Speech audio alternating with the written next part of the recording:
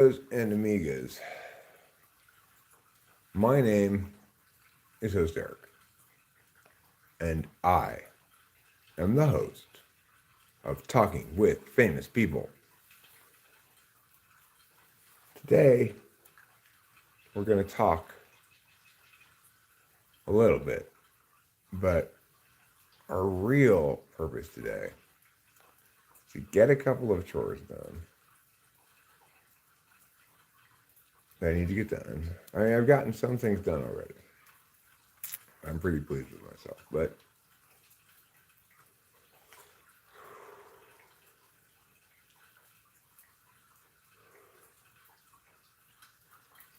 I'm not complete in my task doing yet because of a couple of tasks that remain uncompleted. I need to fill out another page or two of paperwork and then mail it to Mass Mutual so I can receive a death benefit of, after taxes, approximately $30,000.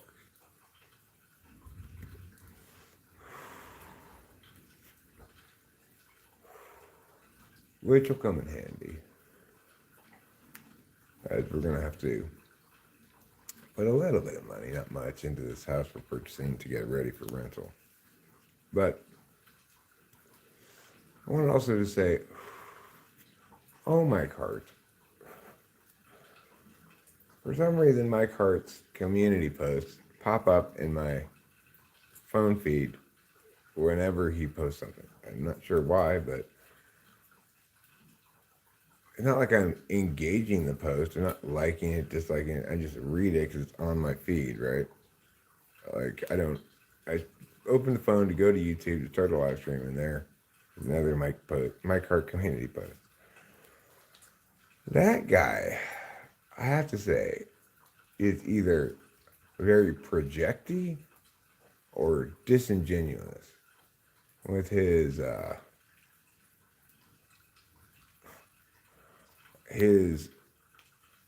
like shaking his head disappointment, scolding at people's lack of intellectual honesty or whatever. I mean, and then he's always like, I get a lot of pushback when I'm being rational from people who are illogical or emotional or something. Is the gist of many of his posts. Except I don't find that guy intellectually honest at all. Certainly not.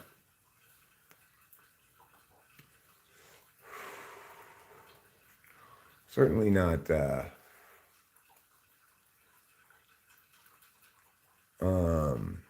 willing to be held to account for anything that he says about stuff, about cognitive functions or typology. And then in this post, he talks about how he critiques black and white thinking because things need a more nuanced approach. Well, you can't be both a rationalist, claiming that logic is determinant of things, and then say every time you're held to account that, oh, well, it's just a more nuanced explanation or something. You're engaging too much black and white thinking. I'm not sure what's up with that guy, but he's come after me on a couple of occasions. I've corrected him. He posted no correction, He did take down one thing, but his refusal to engage directly with me while, sniping from the shadows is just, weak sauce. And certainly not reflective of intellectual honesty. But multiple people tell me that they tried to engage with him some way that, engaged the ideas he was saying, questioned or something, and that he just shut it down immediately. So what the hell is he doing putting up posts about, intellectual honesty and stuff? It's ridiculous. I've heard a number of things about him, but I don't know what things are true and what things are just whatever. And I don't want to be spreading baseless rumors or anything, but that guy did not seem to be... well, he's a lot more well-spoken than he is correct, He is well spoken. He writes well, you know.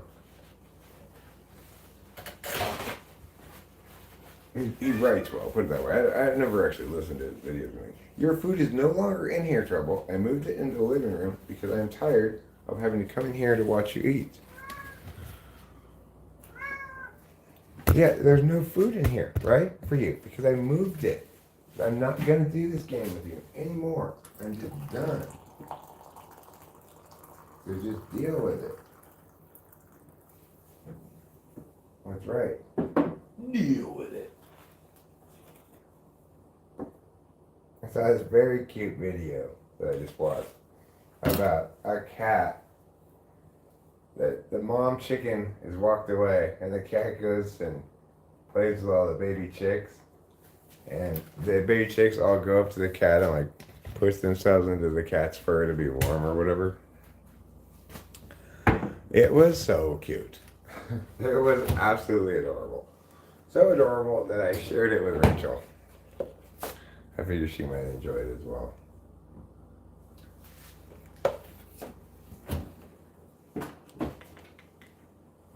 Okay, so I got my coffee.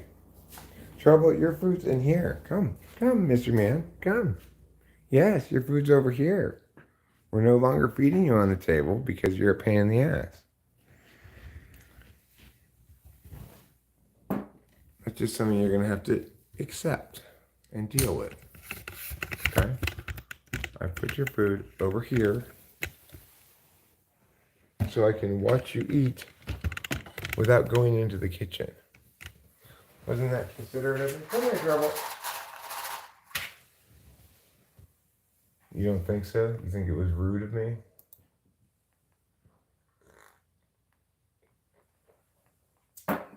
I'm now going to engage in a little YouTube drama. I'm going to do something I've never done before. I'm going to actually go to Mike Hart's page and look at his community tab.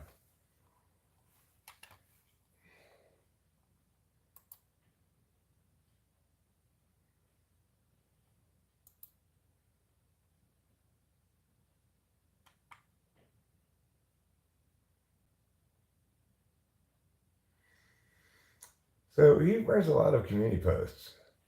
The most recent one is failure and frustration is normal. Keep going. Well, that's a good community post put up, encouraging or whatever. 17 hours ago, I put, people online don't know me. Many people see how no nonsense and detached I can be with my advice and take on things, so they conclude I'm some asshole and start hating on me. People in real life literally laugh at these people, knowing I'm an empath who can barely sleep at night if I feel I've upset someone or worrying too much about friends and family. Methinks thou protestest too much, Mike Hart.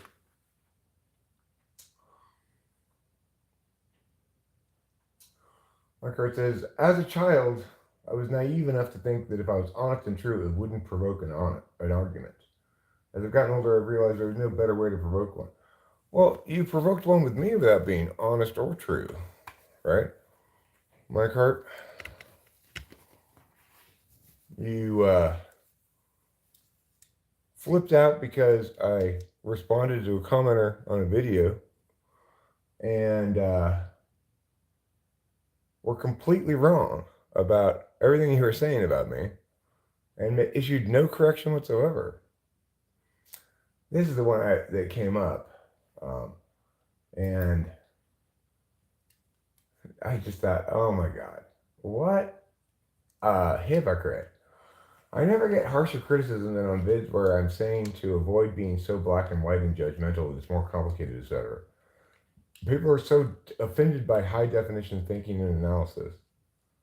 Most people just want to hear that it's black and white. Intellectual honesty is rare, unfortunately, but honesty, accuracy, and fairness are more important to me than such obtuse certainty. So if you don't like that, you should unsubscribe.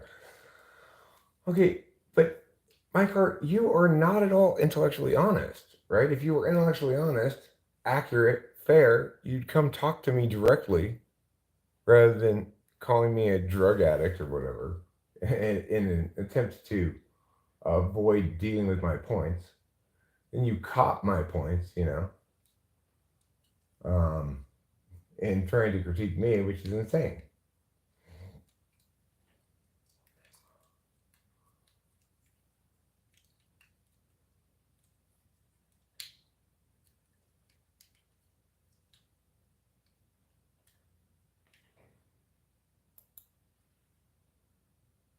So Mike Hart 4 days ago said, IHPs are generally very accepting and forgiving people. For example, a lot of people hate Arnold Schwarzenegger for sleeping with his maid and for saying screw your freedom. I disagree with both those things, but I still like Arnold and will continue making videos featuring him. A lot of people also now hate Bill Burr for his wife flipping of Trump at UFC. I don't know what that is. I think that was a classless move on his wife's part, but I still like Bill Burr. I think people need to relax and lighten up a bit. I miss the days where people with differing political beliefs could still be friends. People with differing political beliefs can still be friends. I mean, I'm friends with people who, like, nobody's correct about politics except for me, completely.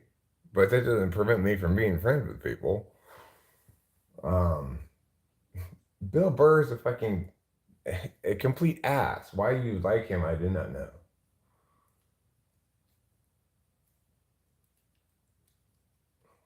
Mario Kart said 5 days ago. I was once told by a well-known motivational speaker that as soon as you start ramping up and achieving some success, that's when you start getting hate comments. It's so true. Reason is because you're reflecting back to those people their own insecurities and feelings of insufficiency. That's why I always say haters are unhappy. It's just a fact. I mean, you're such a hater yourself, though, right? Like, you post all these posts talking about haters. You're just talking about people who dispute anything you say at all, really. Um, Happy people focus on their own goals. Unhappy, negative people focus on what everyone else is doing. In their mind, if they can insult you and bring you down a notch, then everything's okay in their world again. They don't have to continue feeling like a failure. This is the psychology of a hater. Well, maybe that is the psychology of a hater, Mike Hart, but not everybody who disagrees with you or takes exception to some of the various, the assorted. Well, I mean, your claims about MBTI are completely, wildly, and entirely off base. Nobody should listen to a word you say about it. But the thing is, I'm not a hater of you, right? I'm not interested in you at all, except as a curiosity, because you keep, like, I think, projecting onto the world some of your own inadequacies, and then double down by saying they're projecting their inadequacies onto you or something. I don't know. He also has this kind of toxic male thing going on. It seems like the majority of time women are offended by men's preferences. It's due to not understanding male psychology. Really, you're such an asswipe. This is the same is true in reverse. Most men don't understand female psychology. If you want to understand male psychology, the most important thing to understand is men want to be your hero. This is a fantasy many men have from time to little kids, saving the girl from bad guys. A woman who shows no vulnerability never sparks that wiring in a man's head. It's as simple as that. It's not about control or subjugation. So things like not being attracted to women taller than them, richer than them, etc., has nothing to do with insecurity, as a lot of women like to say. It has to do with wiring. It's no different to why women want a man taller than them. Most men want a woman shorter than them. Being upset by this fact doesn't change its reality. Well, it's a completely useless, meaningless fact, even if it's true, because no individual is men and no individual is women. It's like an individual person gets with another individual person. Your general rules about mating dynamics are it's just a way to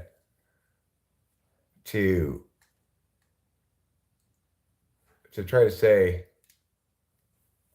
alternative understandings of gender relations are somehow abnormal. I don't know.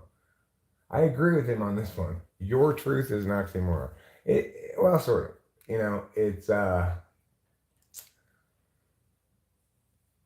people do have their truth, but the problem is what Mike Hart doesn't understand, what a lot of people don't understand is before we talk about truth, we need to understand that it's a status we afford statements. Hi, Carlos Paiva. Well, Mike Hart's posts just keep popping up in my feed when I'm about to start live streaming. So I see something and I say, okay, this is ridiculous or silly or whatever.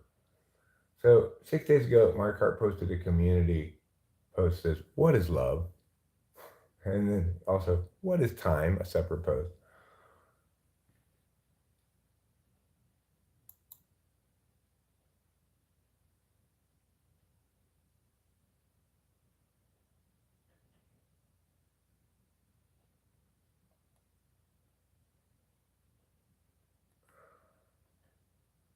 Harsh truth most men don't want to hear. If your wife is being bitchy and nagging you all the time, this usually means you're not being a man. Okay? Women get bitchy when you act like a bitch. This doesn't excuse her behavior, it's just a natural reaction. She's expressing her insecurity in your ability to protect and or provide. Boy, this guy's really into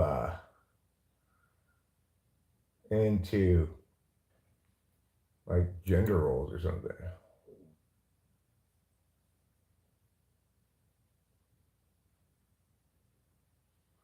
The responses to my post asking if progress always requires regress inspired me to think of some analogies showing why use of time and resources is regression.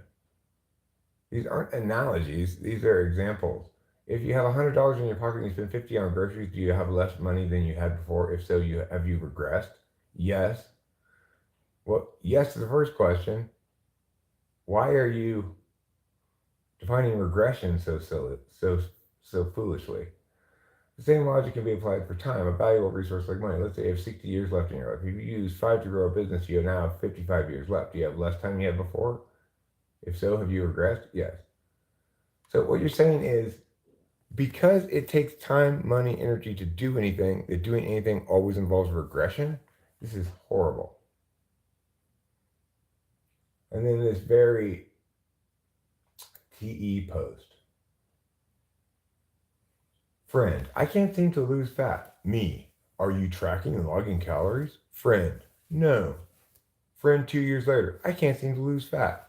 Me, face. It's like, okay, dude, just can you stop, please?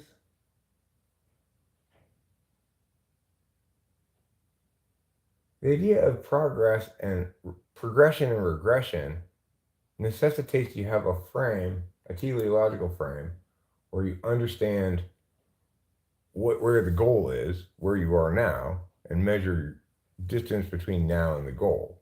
If you're moving closer towards the goal, that's progression. If you're moving further away from the goal, that's regression. If you simply say that because going to the store to buy something requires you to expend resources that you're regressing, you've rendered the meaning of the word entirely pointless. It's like it doesn't even have any meaning anymore, right? Now, in contrast, let's take a look at my community tab. I've got Eric breaks it down in 5 seconds, Eric's 15-second toxic self-help song. I got a link to Everything Hits at Once by Spoon.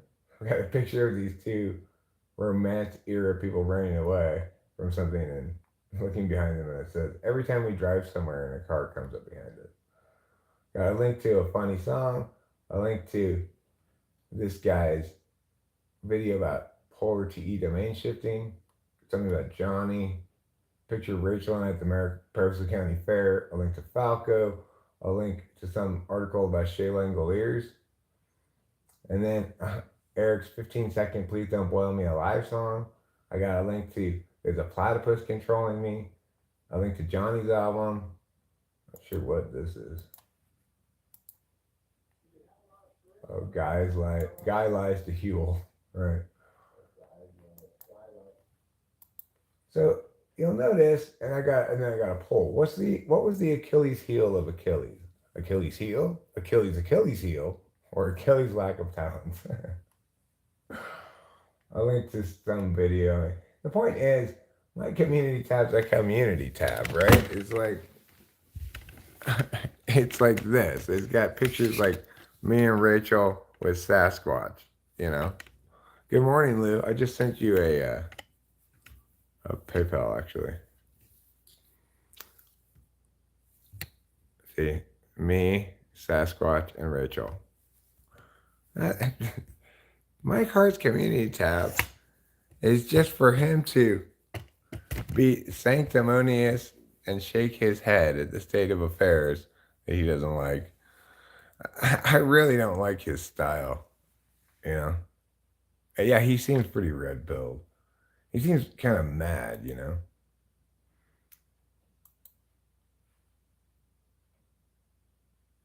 Yes, the topic is I put, I think, winter 2024, the rest of winter 2024, but really what I want the topic to be is about this process we're engaged in of we currently, I don't know if they opened escrow yet or not, but we're buying this income property down the street from us.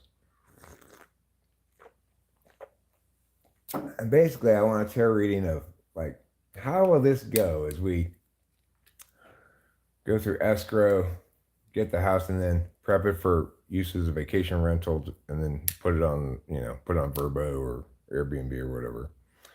I'm curious about what the tarot has to say about our our move here. We're not moving, but our action that we're taking here. So, 1.2% of water is drinkable. Tell that to people who lack statistical nuance. Okay, I will. You can't own truth. YouTube algo knows. Yeah, well, the YouTube algorithm does seem to know that obviously I engage his content as I'm doing right now. 9 days ago, he said, Jung worshippers are no better than science worshippers. Both have no independent thought. They're like babies being spoon fed because they can't yet feed themselves. Except instead of here comes the airplane, it's here comes the collective unconscious. Swallow it all. Don't spit any out or you're in big trouble. Well, I agree with him that Jung is not the Bible of cognitive functions. Remember the last time an atheist had a good argument against the existence of God? Neither do I. Um,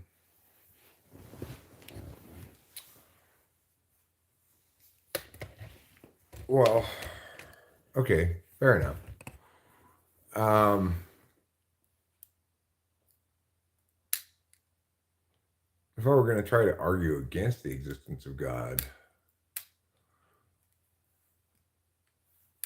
well, I mean, the best argument against the existence of God, if you're going to treat God as an arguing kind of thing, is those affirming God have failed to meet their burden to affirm. That's the best argument there is against God. It's the winning argument on the matter, right? Those who assert that there's a God, that God exists, have failed to meet the burden of their affirmation. So we negate by default. That is, in fact, the winning argument on the matter. But the reason why it's silly is because you shouldn't argue about God. God is not something you believe in because you've won some arguments. It's because you have faith in God in the absence of evidence or in the face of contrary evidence. So, I'm not an atheist, but I really dislike Mike Hart's simplistic perspective on it. I do like this post of his. Nietzsche is dead. God.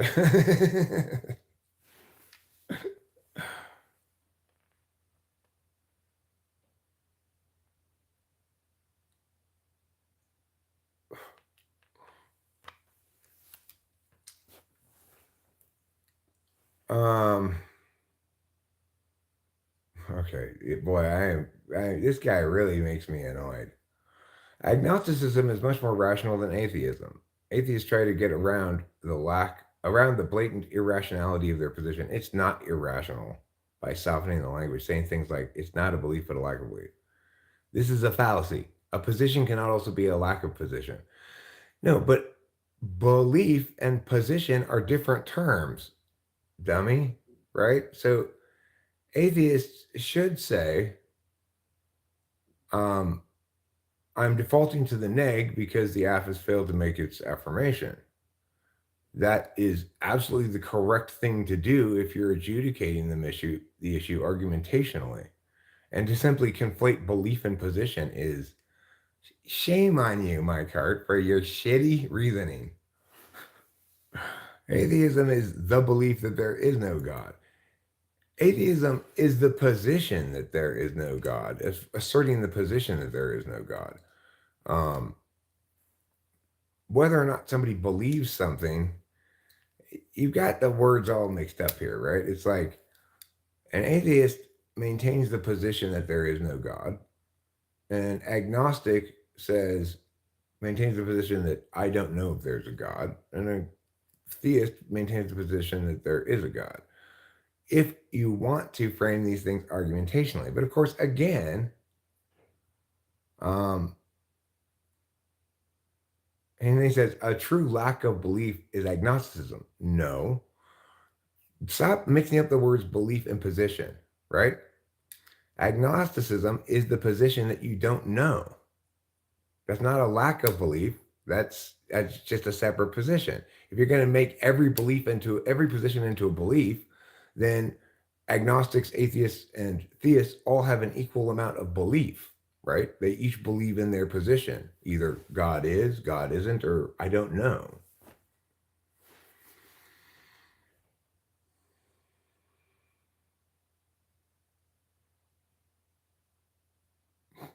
Psychology fact of the day. If your depression goes away while you're on vacation, you don't have depression. You have an unfulfilling life. EXFX. Like everybody until they have a reason to dislike them. IXTX. Dislike everybody until they have a reason to like them. Not true. Not true at all. You're saying ISTJs dislike everyone until they have a reason to like them? Or INTPs? Bullshit. Completely bullshit.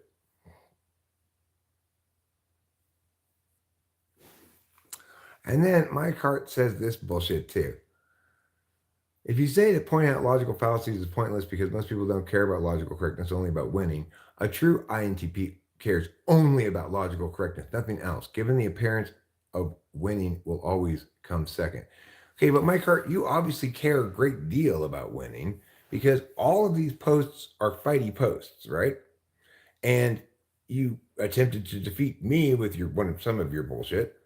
And if you were actually caring about logical correctness, you'd engage me about these topics, defend your positions, etc., and be subject to my negation, my critique, and deal with the harsh realities that I would deliver onto you as they are delivered, right? Instead, you are not at all caring about being correct. You only care about being snarky and shitting on stuff.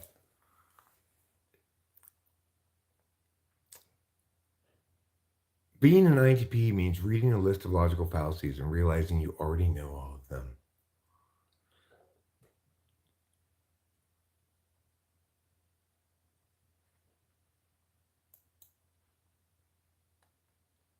And then this is so simplistic, like obs, you know? An ad hominem I see used a lot in popular online debates is, are you autistic? The implication being that the person can't form balanced arguments due to a lack of empathic function among others, due to lacking an empathic function among others. This is an ad hominem, a fallacy of relevance. True. Even if a person is autistic, that doesn't disprove their position. It's merely a name calling tactic used by people who are losing and desperate. Okay, well, yeah, obviously ad hominem fallacies don't establish anything to anyone's satisfaction if they're smart, but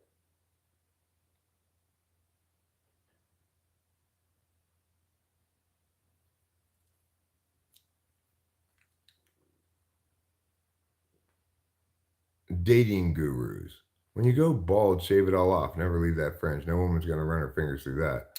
Sean Connery at 60. Funny. That's exactly what your mother did to me last night. Okay.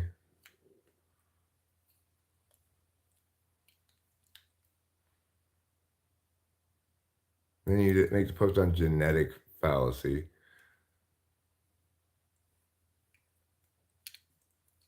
But he gets it wrong. Those aren't genetic fallacies. Like these things are. There's actually another name for this thing. This fallacy he's talking about. It's the fallacy where you say basically, because you're a member of a certain group, uh, you can't adequately have knowledge about this. He calls it genetic, but that's not a genetic fallacy. A genetic fallacy is like, he he defines it correctly, trying to disprove a belief by showing how that belief originated. But then he doesn't actually use examples. For example, a genetic fallacy is we shouldn't do that. That's what the Nazis did. But he says here, you're white, so you can't understand, and thus your opinion doesn't matter. That's not a genetic fallacy. Okay, that's a different one, but it's fine. I don't remember what it's called. Playing it safe is a risk in disguise, he says.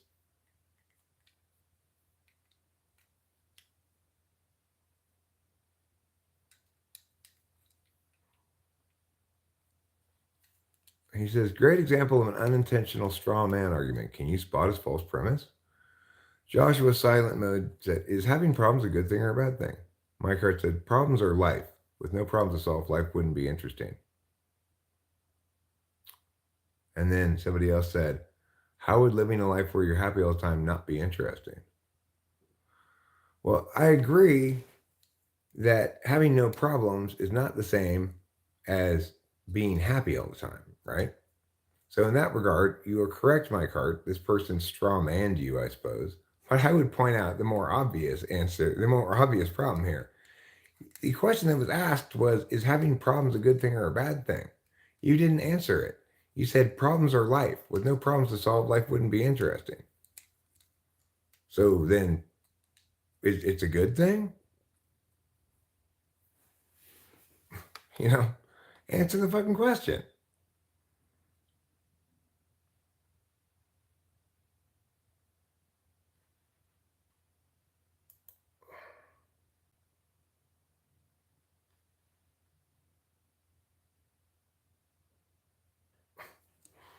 In this post, you know you're an INTP when you hate outsourcing any of your tasks because you want to have total control over every detail of your work.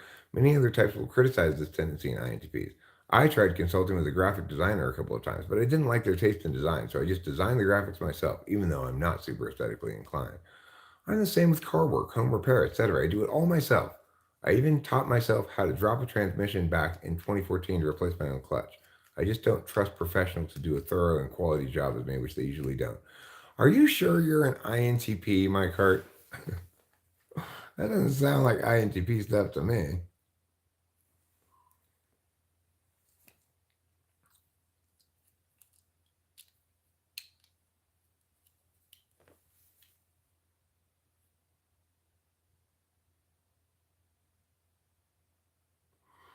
Money says, honestly, memorizing fallacies is retarded. Every fallacy is a form of violating some tautology. Well, I mean, there are different kinds of there's a couple different kinds of fallacies, but basically you got fallacies of mechanics, like affirming the consequent, denying the antecedent, and you got fallacies of relevance, um, and then you got what you might call broadly, I guess you could call it statistical fallacies, but you could basically just call it risk fallacies, you know? So you got relevance fallacies, risk fallacies, and mechanics fallacies. If you can point out the failure of the logic, you are not more correct if you call it some fallacy. I'm very unimpressed that he thinks that this is somehow an informative or interesting post. Like he's trying to teach us all about logic or something. He points to a straw man fallacy. He puts a screenshot of the original question about problems, his response, and then the response to that. Yeah, that person, I suppose, committed a straw man. Well, really, yeah, sure, I guess. Um, when he said, what could possibly be wrong with being happy all the time? Just saying that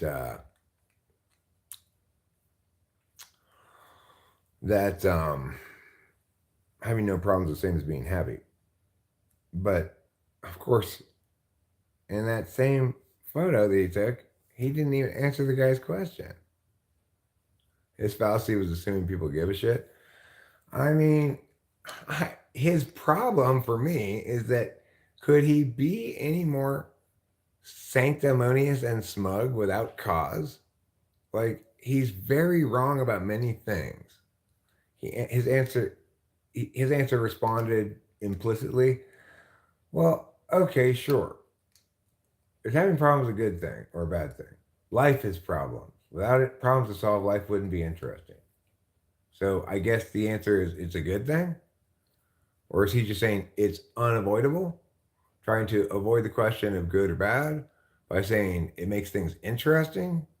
I don't know. I would answer the question is having problems a good thing or a bad thing? I'd say it's a bad thing. Having projects, which may require some solvency or whatever, is fine, is a great thing. But having problems, definitionally, is a bad thing. You know, we're not talking about math problems. We've got a book of math problems, right?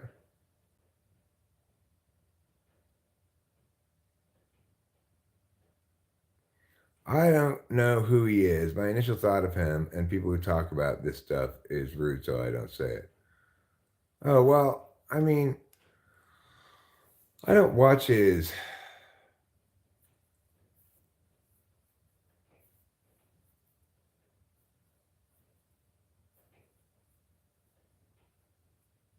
videos or anything. Well, sure. The thing is, if you were strictly negationary, if you applied a strict negationary principle, in other words, nothing that fails to meet its burden to affirm gets affirmed, we negate everything that doesn't meet a burden to affirm. Well, then, you know, there's only certain kind of things in life ought to be evaluated like that. So, for example, I should not have applied that standard to determining the question of whether nitrous oxide causes neuropathy. True, the literature failed to meet its burden to affirm, but I was doing something that was a health matter, right?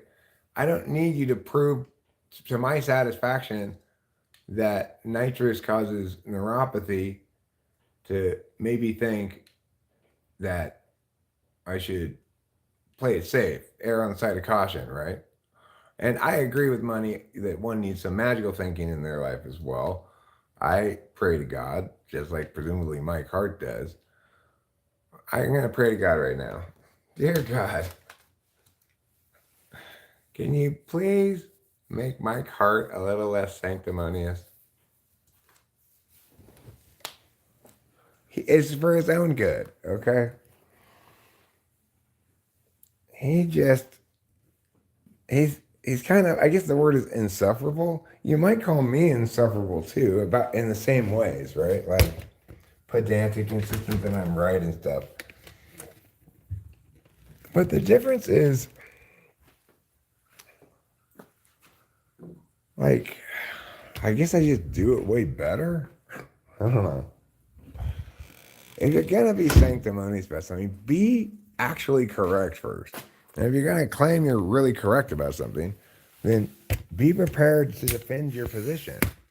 Be prepared to face negation and questioning and answer those questions um and be prepared to post corrections and shit, you know?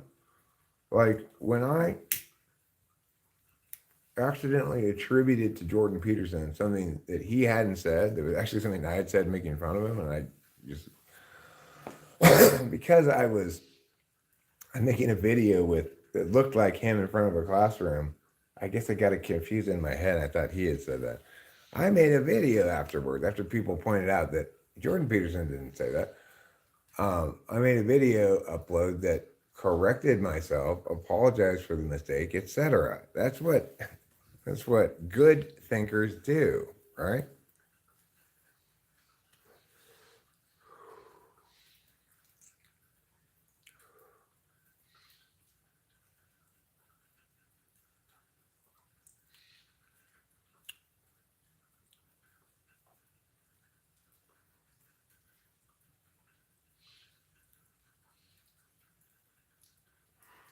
because negation alone will never converge toward telling you what to do. There's an underlying ethic involved which exists outside the frame. Right. In other words, positive moral indications or even prescriptive indications are not something that um, you can engage with just rationality. You can make a very solid case for all your negative moral prohibitions without referencing God or whatever. But most of us, I think, want to feel as though we have a somewhat purposed life, and purpose requires a teleology. That means if to feel as though I have a purpose, I must have been purposed by somebody or something. I might localize the idea of purpose such that it links to my own teleologies, like my purpose for going to the store is to buy cigarettes or whatever. Well, that's not my purpose for being. I think strict rationalists would say, well, there is no fundamental purpose for your being. You're just one of myriad other individual humans who briefly live and then die and are gone forever. And that's fine. I mean, it's like there's not really any reason to believe that. Like, there certainly is no prescriptive reason to believe that. It's not going to serve anyone's purpose to anyone's localized purpose to firmly conclude that they have no general purpose. But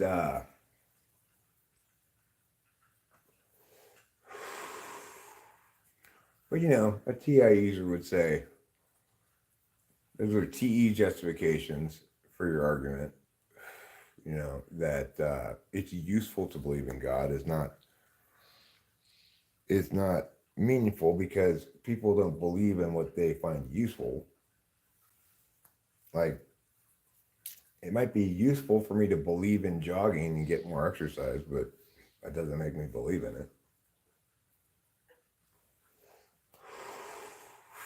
I mean, jogging, it's hard to say you believe or not believe in jogging, right?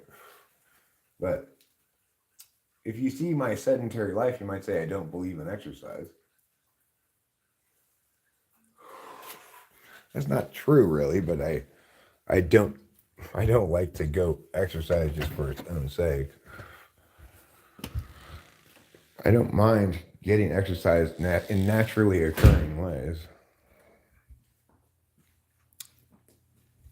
In fact, I kind of like it. Who dares say he believes in God? I don't usually say that. I don't say I believe in God. I say I'm a Christian who prays to God, Jesus, and the Holy Ghost. The Holy Ghost is maybe my favorite of the Trinity because he's the most paranormal of them. Wasn't there a philosopher who tried to TI everything but genuinely couldn't do anything? Life isn't rational, it's chaotic and messy.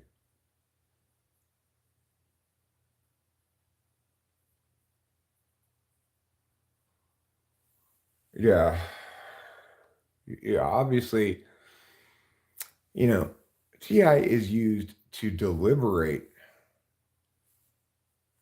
words. People say things, people make advocacies. You might be considering doing something, but you recall that you had said meow, meow, meow, meow, and you don't want to be a hypocrite, so you don't do it, right? Like TI is for that kind of thing. TI is for dispatching bullshitters. It's for that. But, nobody's whole life can be spent, you can't live by just dispatching bullshitters. I mean, if you're gonna spend a lot of time of your life doing that, you better be better at it than Mike Hart. I spend a lot of time dispatching bullshit, um, but I'm much better at it than he is. Who dares say he believes in God? I don't know. But you need philosophy to live correctly. Well, everybody who lives necessarily, I guess, manifests their being in ways that can be linked back to certain paradigms. But the Holy Ghost is the most slept on. Yeah, you know, if the Holy Ghost were in the ESPN fantasy football thing, and there would be a boom bust possibilities, it would be 99% boom, 1% bust because like that boy Klaus says, people forget about the Holy Ghost. They're in a battle, they're fighting God, they're fighting Jesus, they think they've got the battle won, and then all of a sudden the Holy Ghost comes up behind them and puts a bag over their head.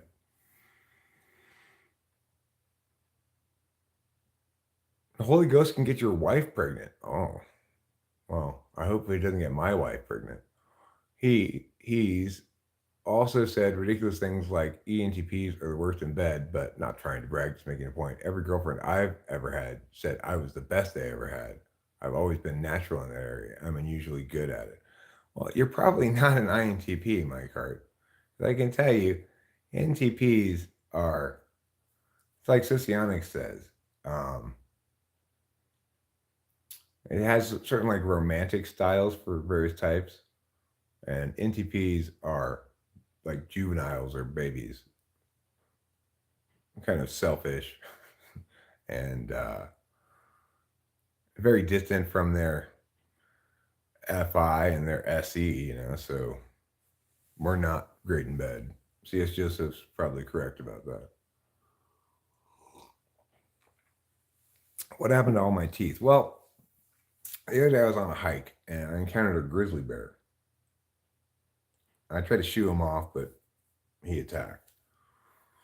Um, you know, I got into a boxing match of sorts with him, bare-fisted, of course, and he took a big swipe with his paw, knocked out a bunch of my teeth, but then, bam! I hit him right in the nose, knocked him square out. He fell down like this, like, oh, I'm unconscious, he said. Rule in degree 5687. Always brag.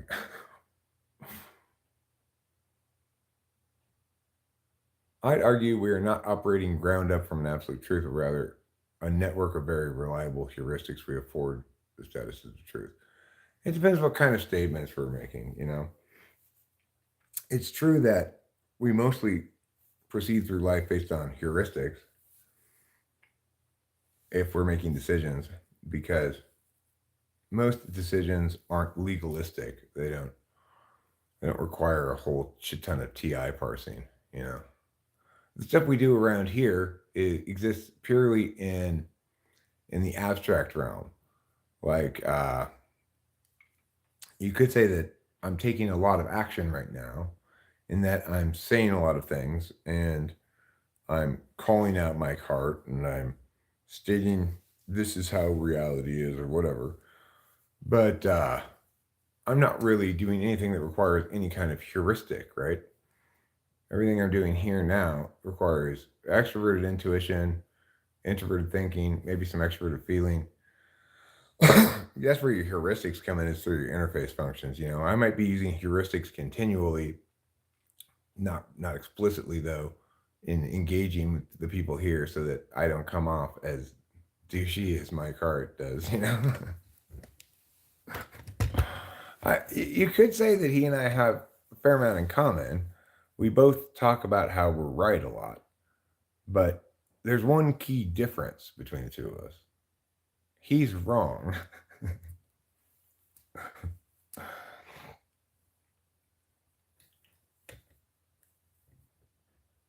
Yeah, we can assign truth analytically to abstract statements, and that's what it's for, right?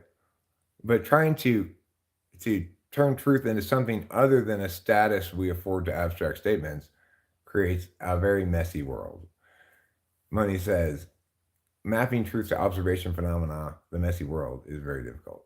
It's not the right tool for the job, right? So when I'm trying to decide, like, should we buy this income property down the street? There's no way to make that decision with TI. Sure, I can do the math and say, this seems like this should produce a good return on investment, but ultimately I'm having to use a lot of intuition slash experience slash heuristics.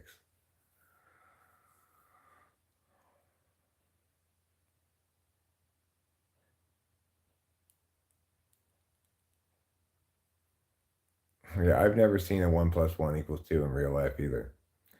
People forget that math, like language, is a way of symbolically representing things.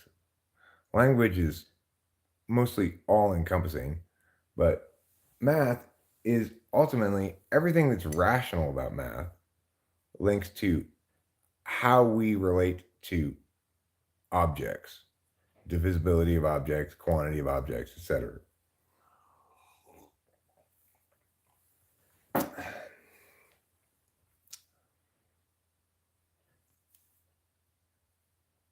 That house is over there is a statement about concrete reality. True. So if you're saying, like, where's my hat? Oh, your hat's over there. That statement is about as concrete as it can get, but it's still made of words, you know? So anytime though we use words to like answer a question about something physical in space, it's fair to say that doesn't qualify. Said, and David said, "Look, if it's going to be like 20 grand, my buyer's going to walk." And I said, "Well, that's good. You sold him that, but we're going to sign the counter offer. We'll do the home inspection. If in fact the septic's requires 20 grand to fix or something, it requires 15 from me. Well, we'll have to just make some decisions. It's such a perfect house for us because it's right down the street. So we can do vacation rental property management. Like we can just take the trash from that house to our house. We don't have to get trash service, you know.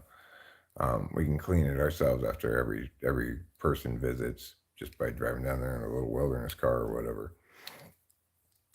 So we definitely want that property. I am a little concerned about the septic now, which I wasn't concerned about before. Although I did say, like, we got to get the water turned on here so I can test the plumbing at least.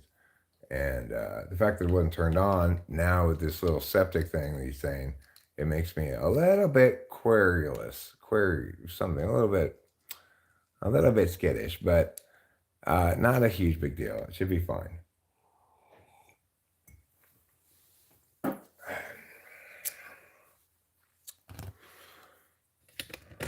So anyway, that's what David had to tell me, and I told him, look, it doesn't have to be because we were talking before about a 21-day escrow. Like, look, it doesn't have to be 21-day escrow. If you want to do a 14-day escrow, and you can make it up here to do the house inspection with me, then that'll be fun. Obviously, the longer it takes to become ours, the longer before we can start generating income from it.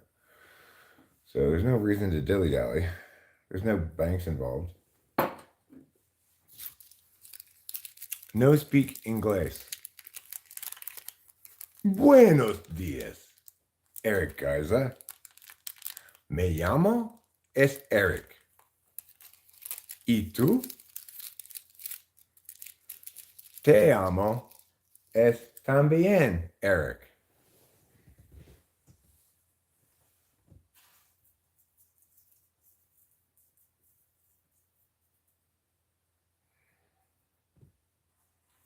Here, I'll tell you something important in Spanish.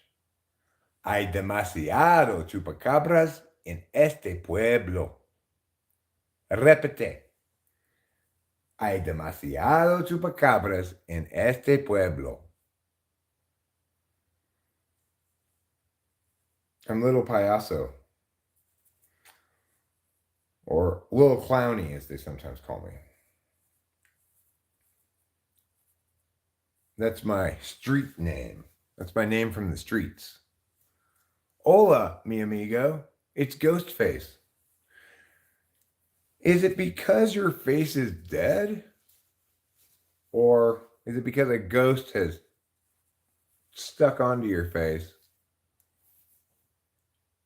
You habla más español?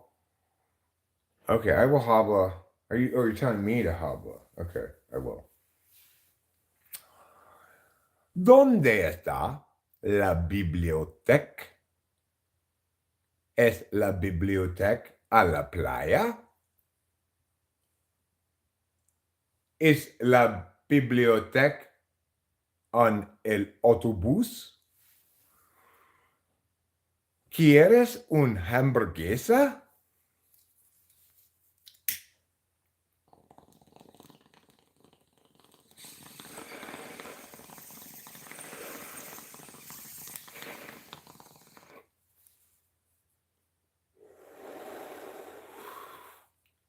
In what way is it like a ghost? Can it pass through walls? Does it scare people by saying boo? Is it, does it rattle chains and speak of its unfinished business? Because, from what I understand, ghosts are mostly created by the presence of unfinished business.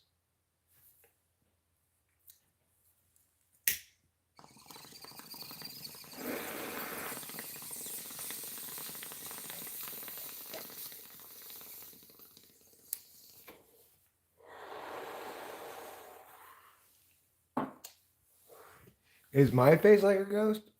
Or is it more like a ghoul? Or perhaps a skeleton? Vampire? A lich? Any other kind of undead?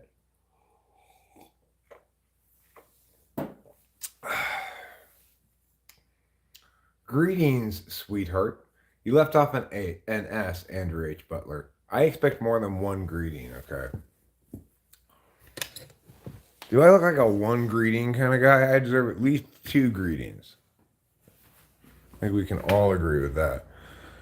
So, from what I understand, what you guys are really hoping to see today is Eric put away the dishes. Well, you are in luck, my friends. You are in luck. It is your lucky day.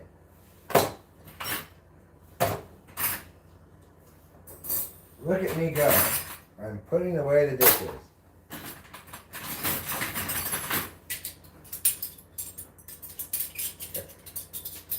I wish we didn't have these other spoons. It just, like, do we need regular spoons and also the silverware spoon? I don't know if we really need those. We must have gotten them as a wedding present or something.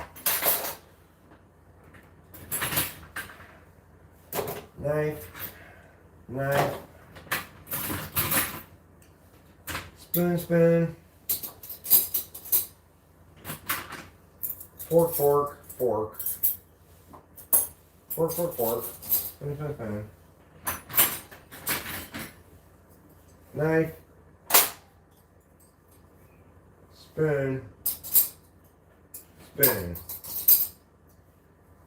Silver fork. Regular spoon.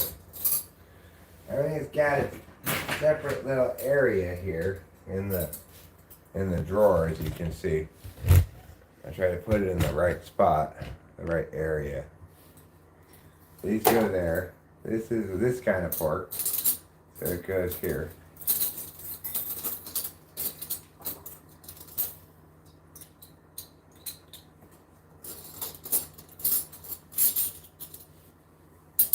Is this in the wrong place? Yeah. There. This is this kind of fork, goes there.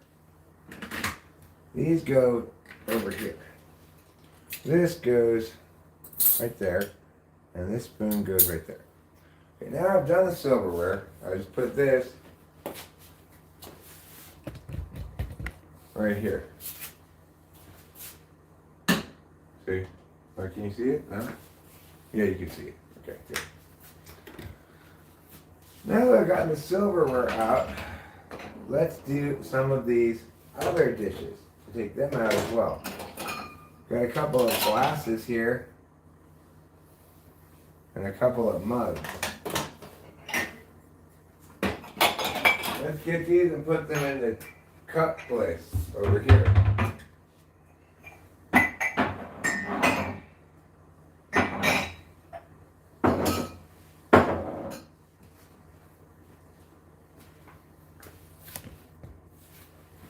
Now we're going to get some bowls.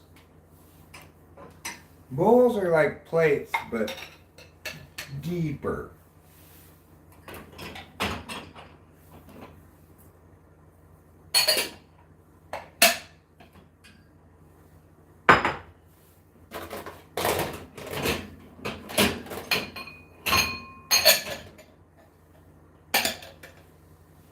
Okay.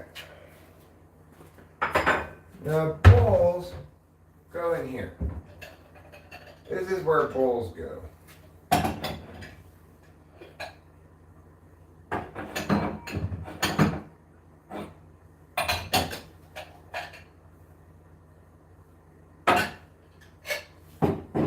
think we have probably too many bowls,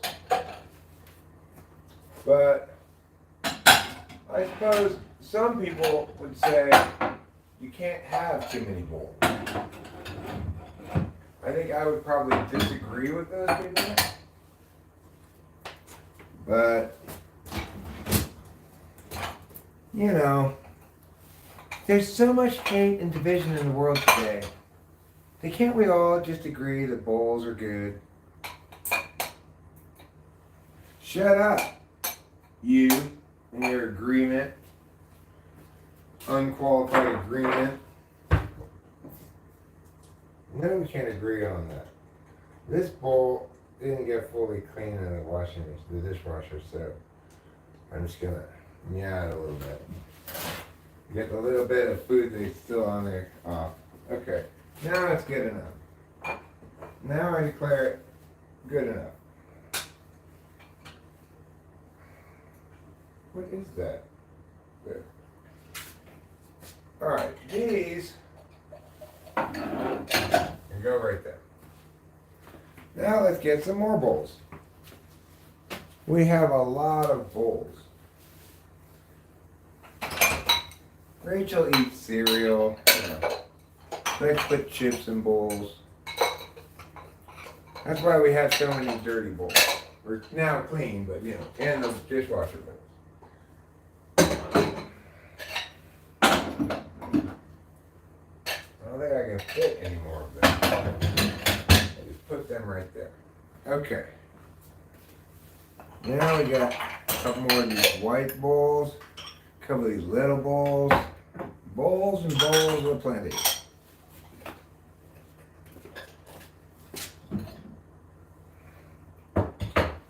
And these other white ones here. These little ones can go in front because they can, the thing will close with this there. So, what other bowls do we have? We got these two bowls.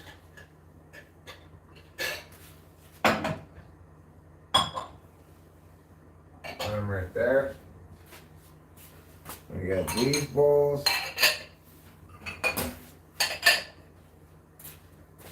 We just put those right there.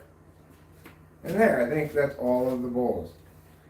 Right now, these wooden spoons are not for spooning food into your mouth. They're for stirring things into your mouth.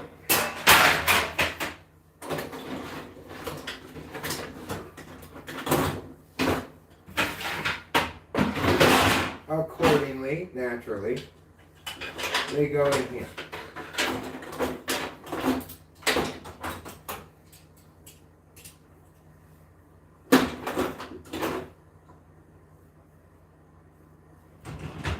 This, I'm not sure where this should go.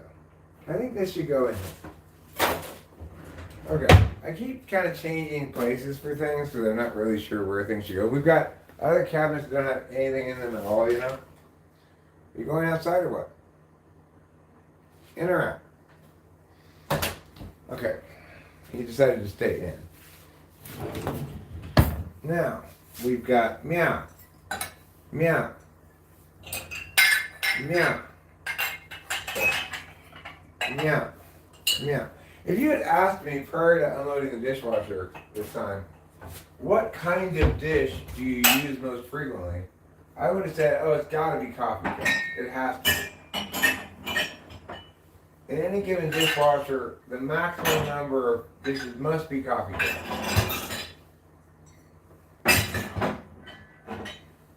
What I learned today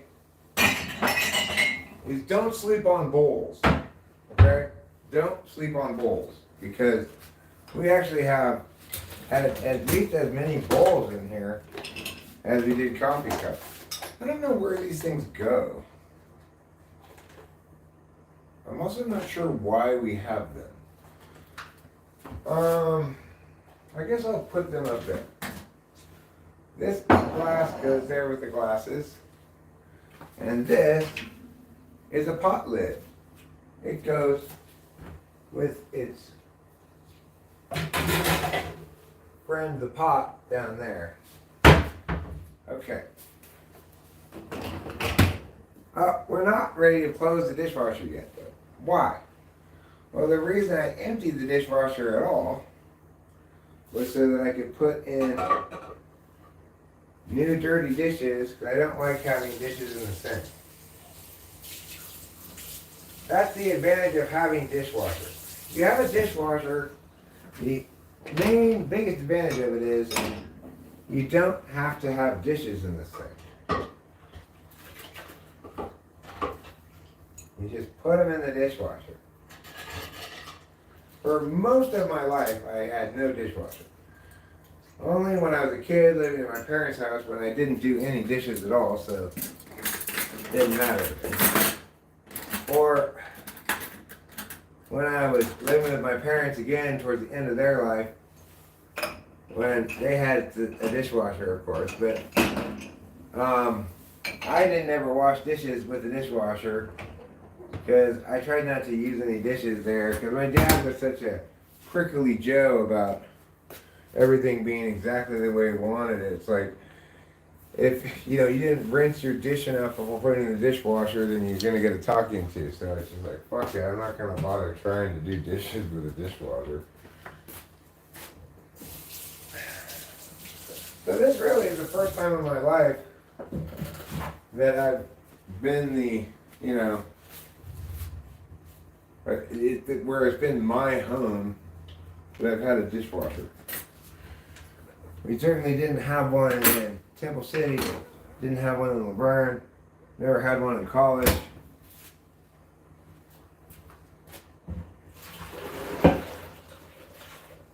I must say, having a dishwasher is indisputably better than not having a dishwasher.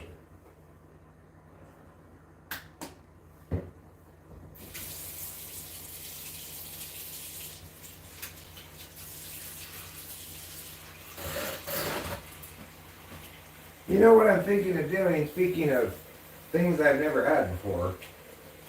I'm thinking about how if we used this trash compactor, which I've never used,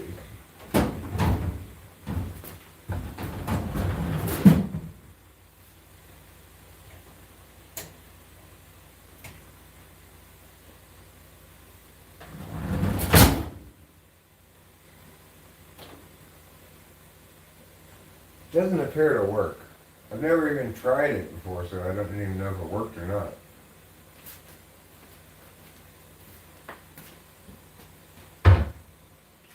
So I guess it doesn't work, so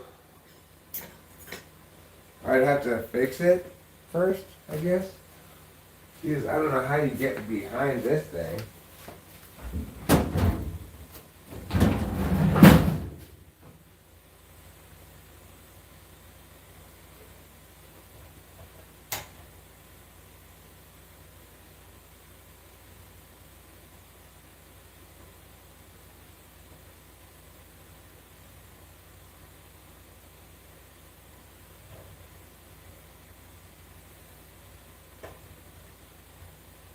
Huh.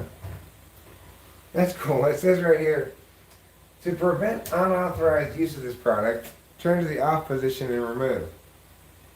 That's pretty cool. What a great little piece of TE, you know? Well, I was like, who knows when's the last time this thing worked even? I don't. That's for sure. I guess it scoots out of here. I'll worry about the trash compactor later. There's another thing that doesn't work in my kitchen that I just noticed like not very long ago, which is this. This is supposed to be instant hot water. But not only is it not instant hot water, I don't think it ever gets hot. Although I haven't pushed it for a long time to make sure that's correct. Here's the thing under here. I've never looked at this thing before either. Let's take a gander.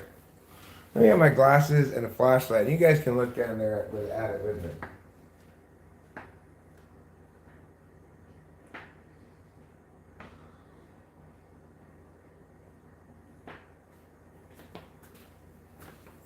A piece of TE, yeah. You can break TE in half like instant release Adderalls.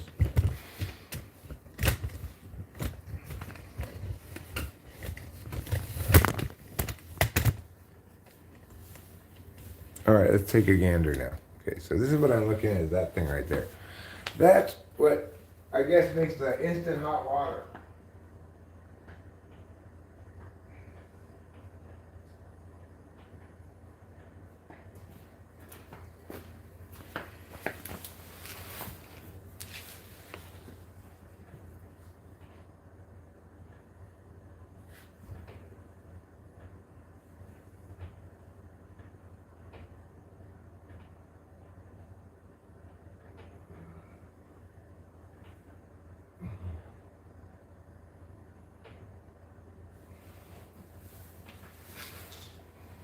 Well, it appears to be on, but not working. I don't know, is it, I guess it's electric?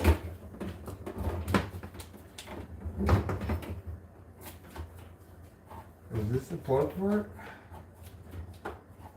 Yeah.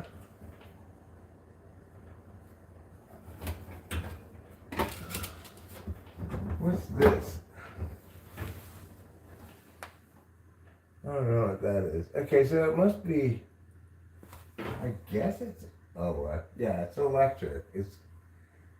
There's no propane going to this thing. Okay, well that makes it easier.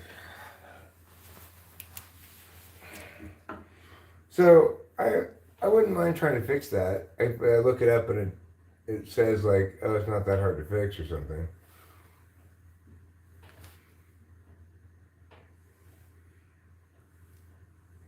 But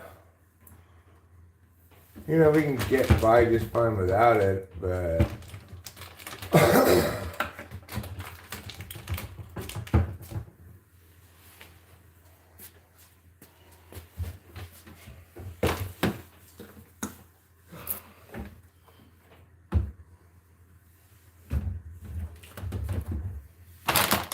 let me put this diatomaceous earth someplace else.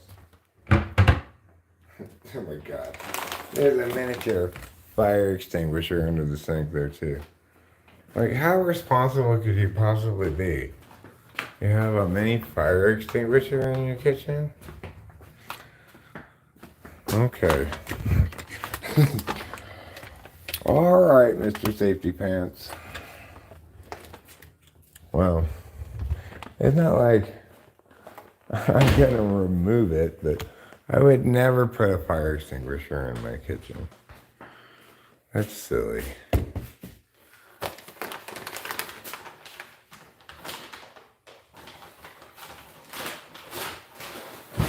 That there is fine. Okay. So, what did we do? We emptied the dishwasher and put the new dishes in the dishwasher. That was good. That was a good job. Now we need to get a trash. Oh, grossness. Now we need to get a trash bag for the kitty litter trash can. Because before I took the last trash cans out last night, I obviously put in the kitty litter bag. I see Trouble has left one of his massive human-sized turds again over there. Yeah. Wonderful. My favorite. And as usual, he didn't bother to bury it.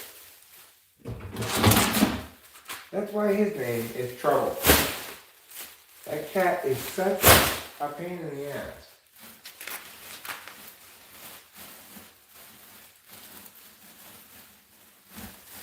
And it's like, I moved his food from the kitchen into the living room near where I sit. I just was like, okay, Eric, why are you being so retarded? Instead of going to him and the food all the time, bring the food to you.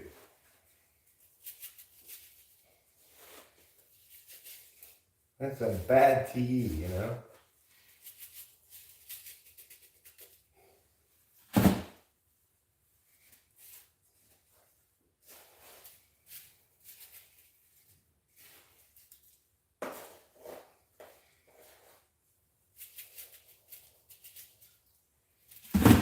So, apparently that Mike Hart is the best lover that every woman he's been with has ever had. Isn't that amazing?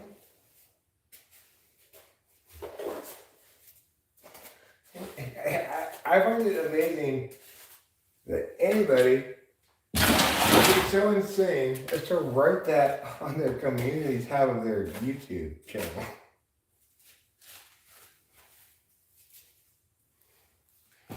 How crazy is that? Like, who would think that's a good idea to put that on their community tab?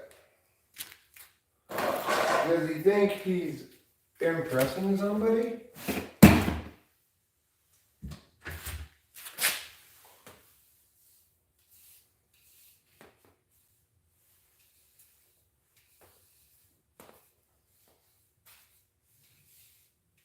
Okay.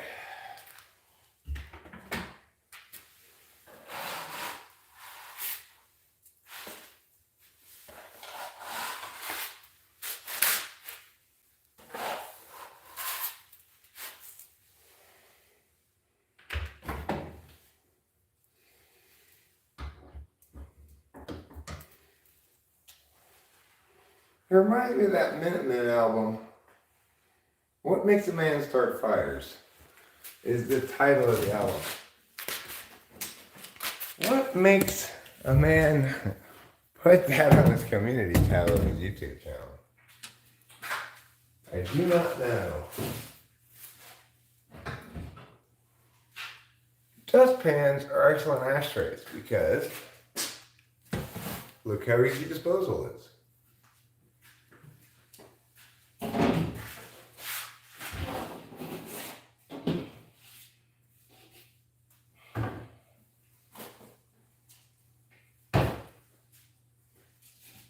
In fact, I think metal dustpan might be the best ashtray. There's no perfect ashtray. Ashtrays are tricky, right? Because you're trying to manage a couple of different things that don't go along well together. You have to prioritize either complete disposal of cigarette remnant and minimal, and thereby, minimal cigarette mess, minimal ash. You'd like an ashtray like a wine bottle where you just put it in there, it goes down to the bottom, the lack of oxygen puts it out, bada bing, bada boom. When it fills up, you throw it away. Fantastic. But what can't you do with that kind of ashtray? You can't save part of your butts.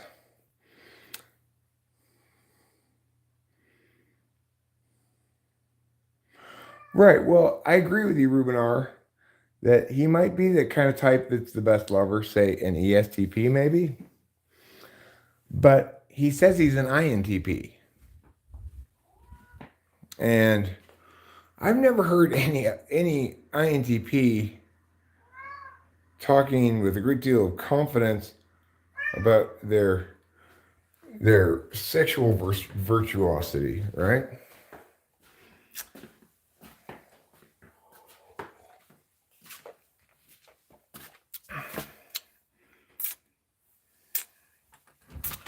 Look, we all have a dopamine addiction. In other words, to not have a dopamine addiction, is to prefer to be sad and bored. So if you don't prefer to be sad and bored, then you too have a dopamine addiction.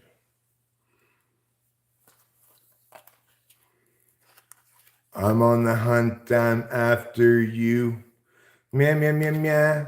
Your juice is like wine.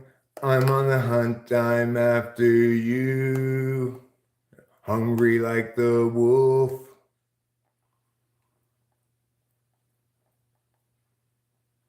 And it's normally in a self-deprecating manner, not necessarily self-degrading. I think it's a little strong, but self-deprecating. Maybe it auto-corrected to that for you, I don't know.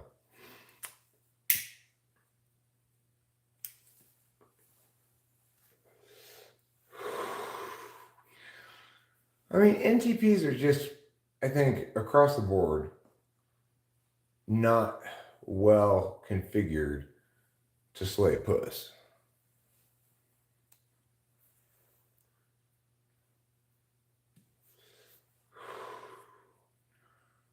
Every type has some kind of a sword. This would be a good video. What every type is meant to slay, you know? I am not meant to slay puss. I'm meant to slay, like in a live performance in some capacity. I do, like maybe stand-up comedy or Zizek style philosophy lectures at a college or open mic. Tomorrow, we're going to go play an open mic tomorrow.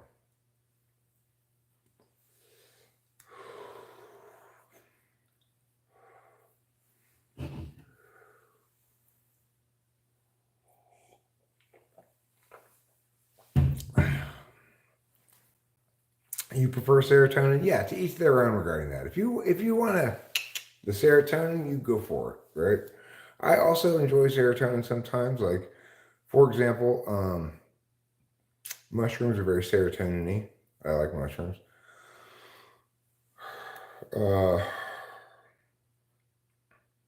DMT is ultra serotonin-y,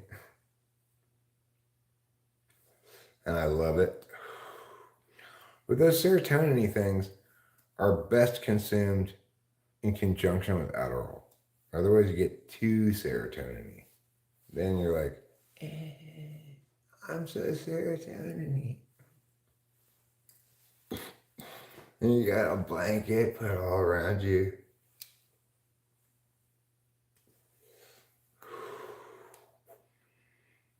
So to counterbalance the serotonin-iness of highly serotonin-y drugs, add just a sprinkle of amphetamines.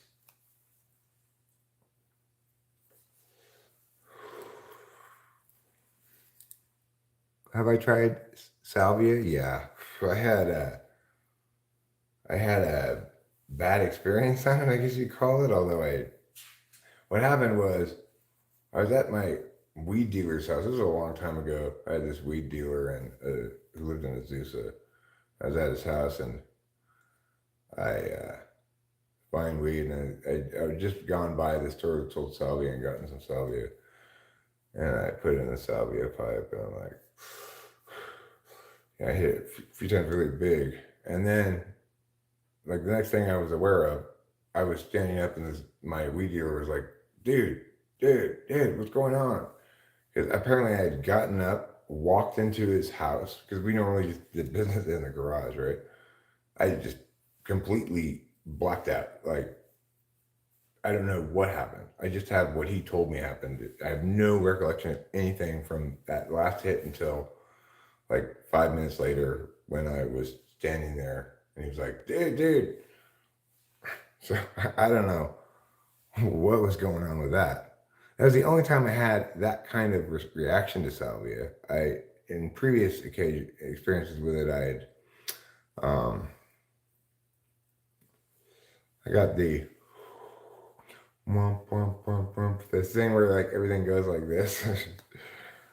But that made me stop taking.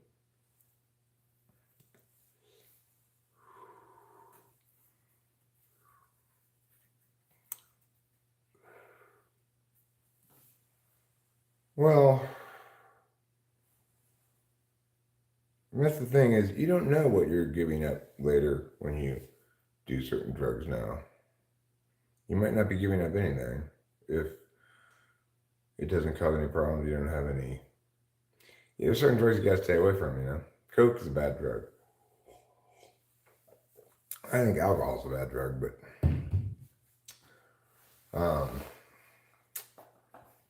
stay away from PCP.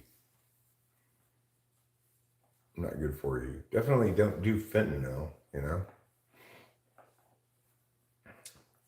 I think it's probably very important to avoid getting addicted to opiates/opioids.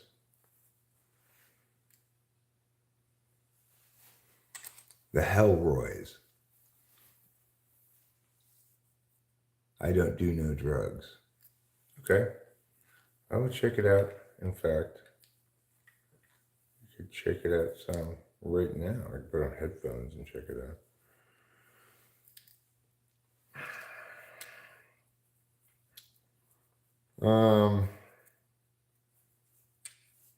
I'm kind of find myself checking the date, waiting for the 25th when Prof picks the 5 winners to have a video conference with Prof contest. Am I going to be a winner? Probably not. But I can't help but have mild hope that maybe he'll pick me. And we'll probably accordingly feel mild disappointment if he doesn't, which he probably won't.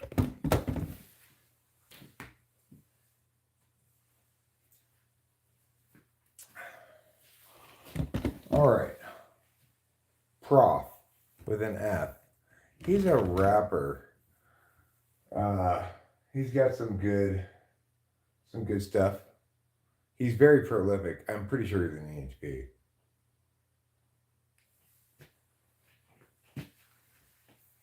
He's constantly putting shit out. But anyway, if you make my Chappie Tracks playlist, you're definitely doing something right, because you got to be on point to make that playlist.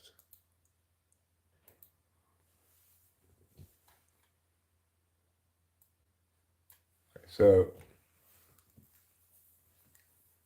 the Hellroys don't.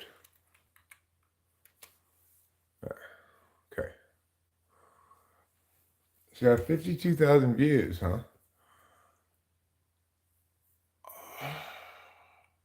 I appreciate that you are directing my attention to something this obscure. Thank you for that, Uncle Fatty.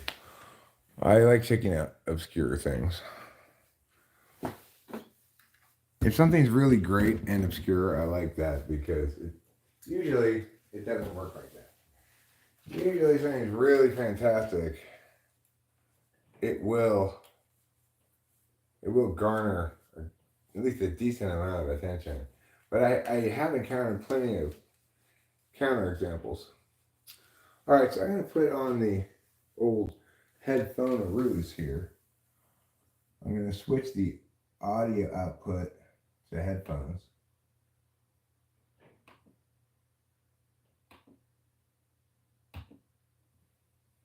And I'm going to plug the headphones in. That would help.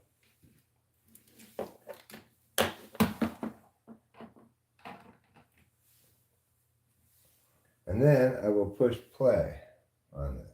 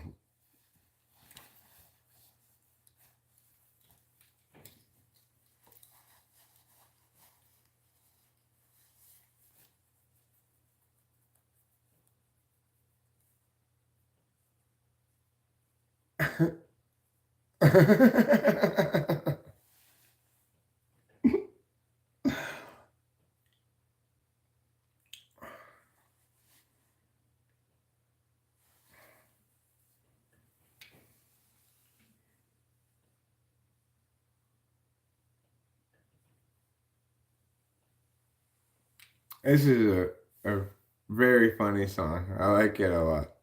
It's not a very great song. Like, it's not, it's just kind of like straight ahead, kind of country tune to it or whatever. But the lyrics are absolutely fantastic. I'll post the link to it in a second.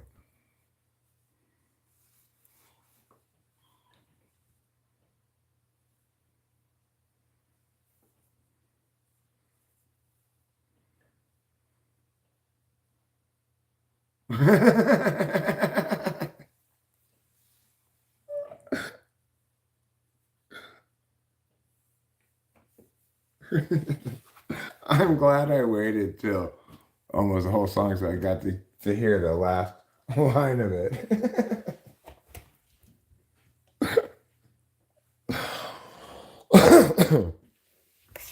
Uncle Fatty, you have earned yourself a Wonder Point.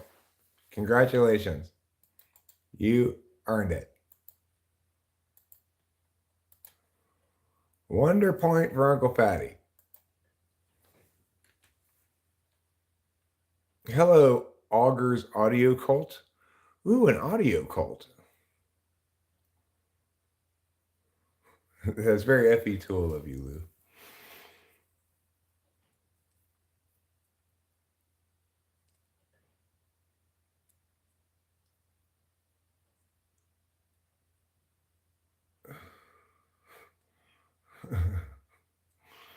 This was kind of my theme song for a few years. Folks would ask, "What's your drug of choice?" To which I'd respond, "Did you bring enough for yourself?"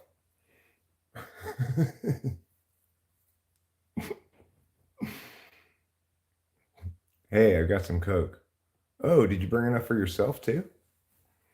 It's a great thing to say.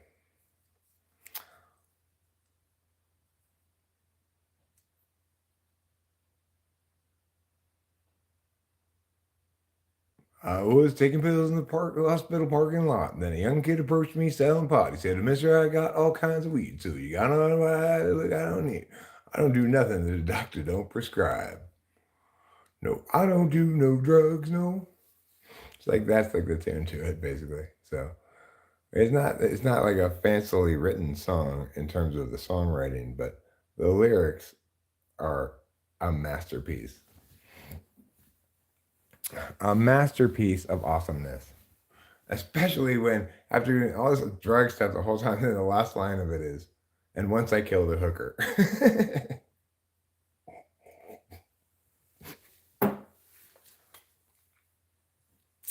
Hilarious.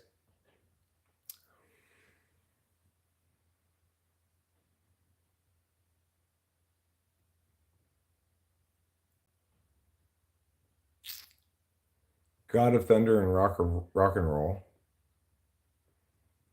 Actually, I believe I'm the god of rock and roll. Do you have an ESTP versus ISTP test in the form of a question? Well, sure, you can give any extroverted intuition test. An ESTP will perform pretty well, do a pretty good job of it, but not dominant or second. And ISTP will demonstrate that they are completely blind to extroverted intuition. They will have one use for something. Like, how many uses can you think of for a potato? They'll be like, you could eat it, and make fries out of it. It's still eating it. I don't know. You get like that. Maybe not with the potato question, but if you were to ask them like, how many names can you think of for my new invention? You'll get like one name, maybe a second variation of the same name. Like I typed this. I guess he was ISFP recently, and I asked him to name my invention, which was a frozen dinner that had a plastic fork encased in ice inside of it. That it was designed so that it melted at the same time, exactly the same time the food was done. So you didn't have a melted plastic fork; it was just slightly warm, and you could eat right out of it like that.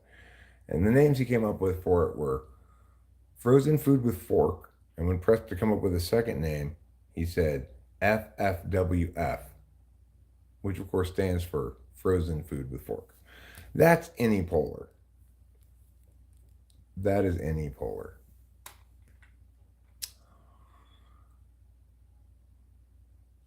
That's a weird invention. Well, I like to try to think of a new invention every time so that if whoever I'm typing has heard my typing sessions before, they haven't encountered um, the same invention. Sometimes I'll reuse them. I'm feeling lazy. I thought I was good at that shit. Well, that's the thing about your polar, Zane, is you have an extremely unconscious relationship with something. Have you seen Erling Haaland in interviews? I have not seen, or I don't even know who Erling Haaland is. He's got a very strange name. Erling Haaland?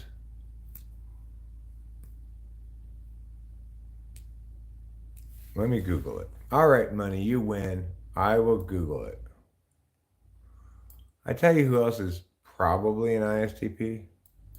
Novak Djokovic. Oh, he's a Norwegian soccer player, huh?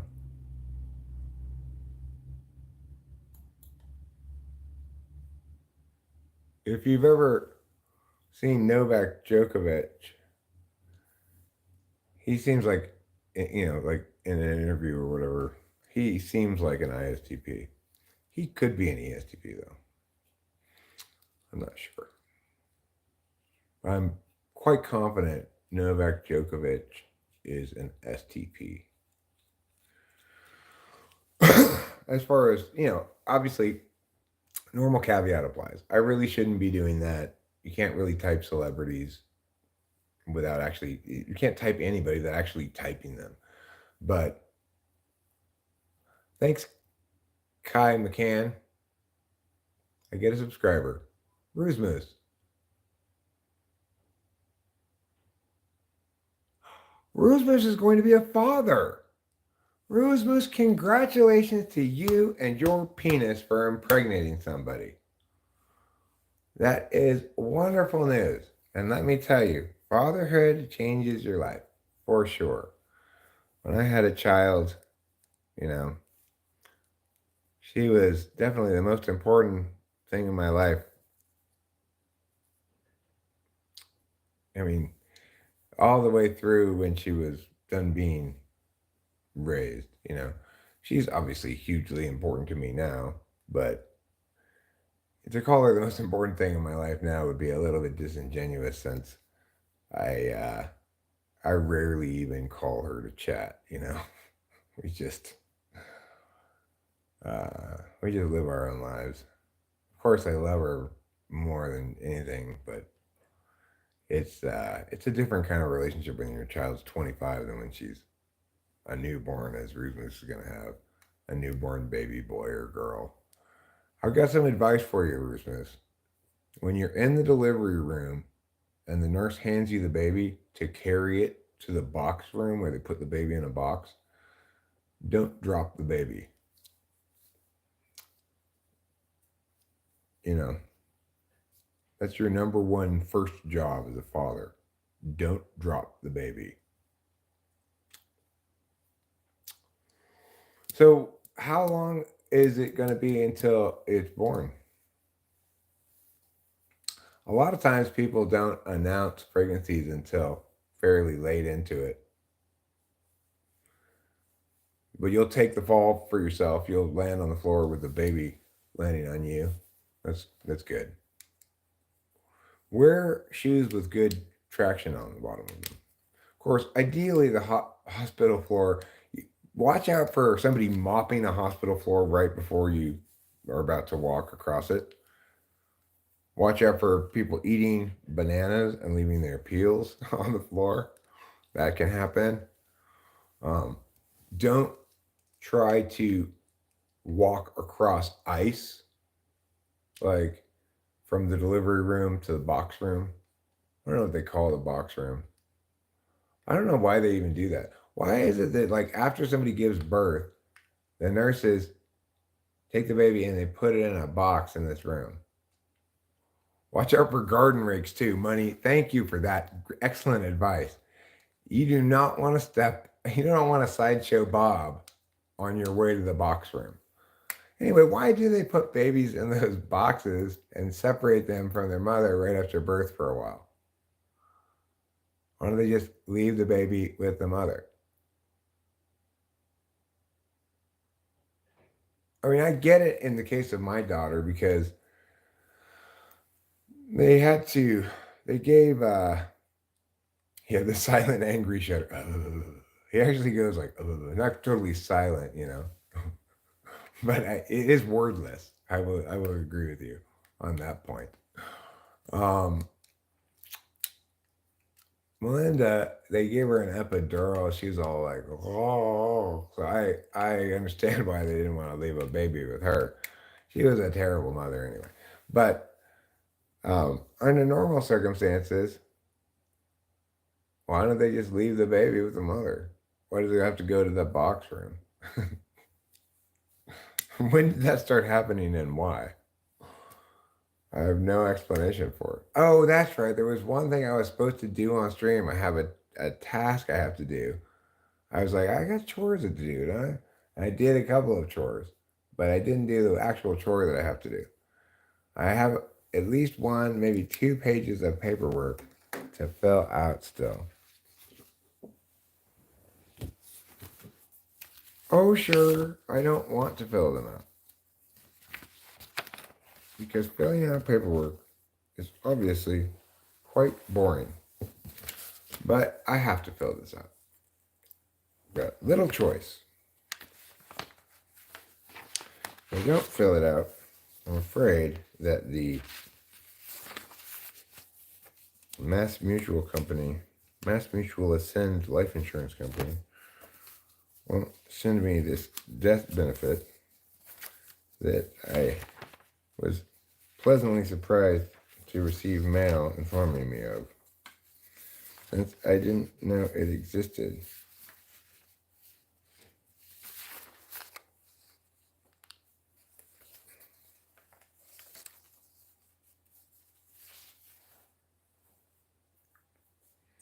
Do I have to put this one?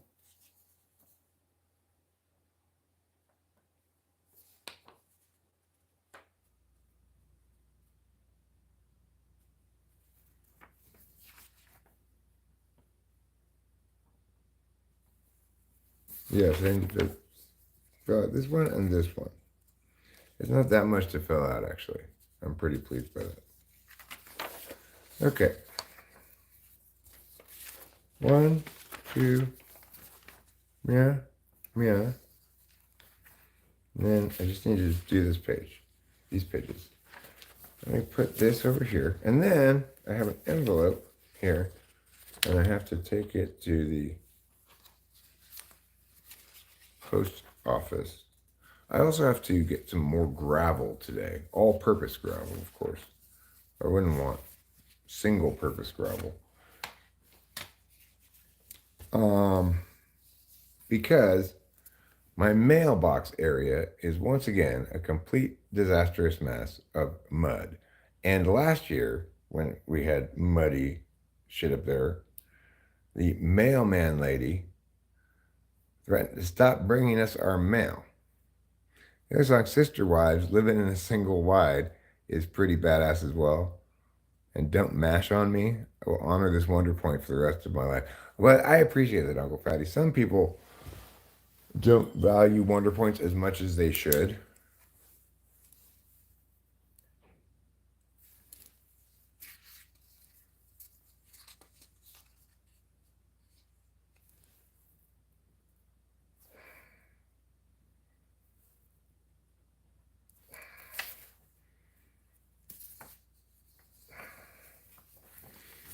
Yes, I received the special tax notice. I waived my 30-day consideration period. I'm just telling you to just take out the default amount of taxes from the stuff. Yeah?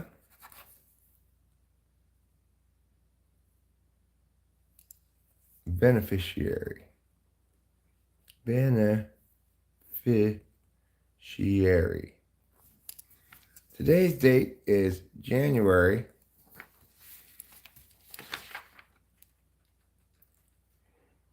22nd, 2024.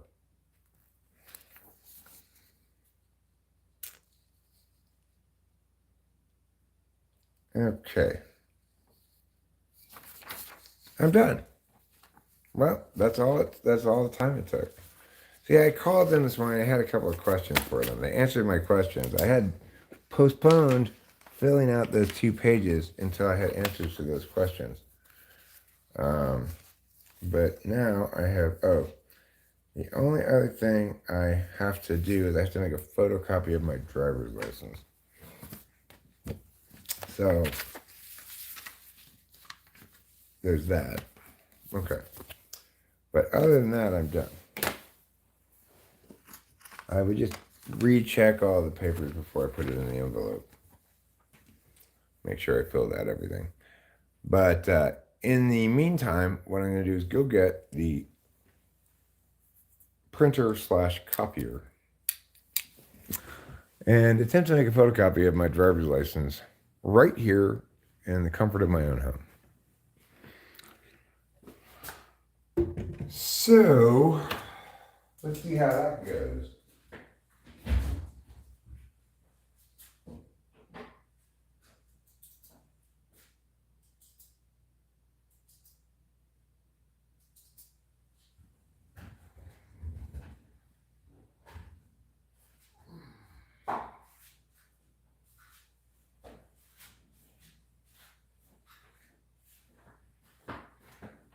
This is a good printer.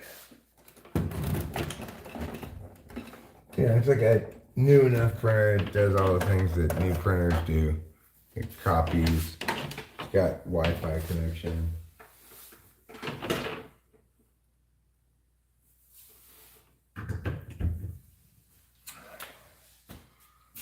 So, what I need to do now is push the on button.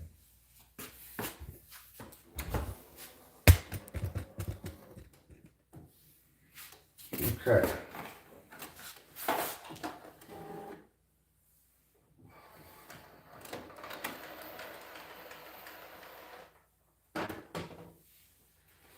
All right, now let me get my driver's license.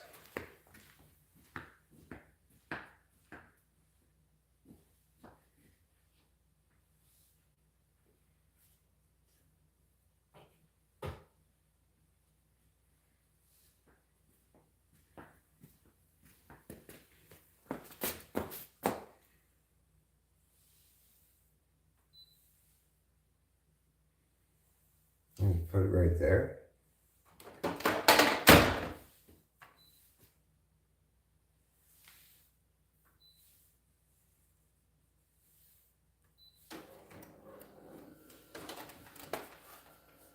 All right, we'll see if it works.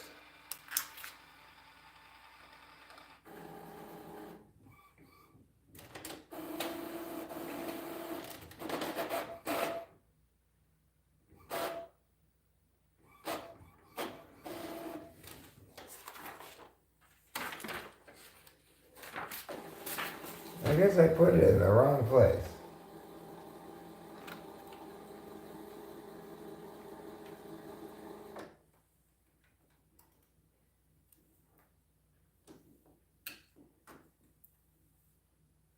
Well, where is it supposed to go then? Like here? In the middle?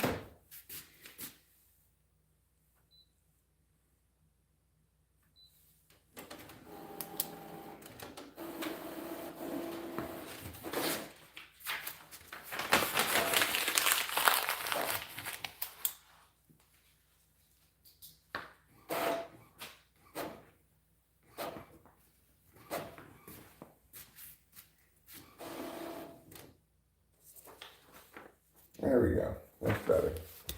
Okay.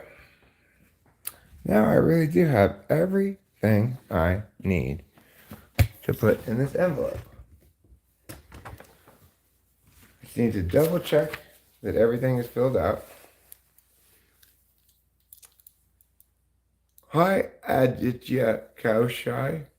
Glory to Lord Rama. Glory to Lord Rama flag you too.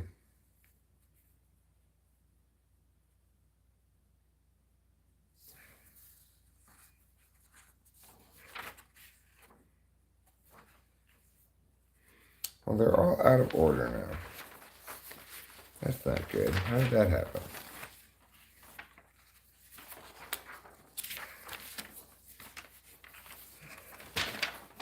What's page 2? Well, what page is this? I didn't even say what page it is. Oh, 2. This is page 2. This is page 3.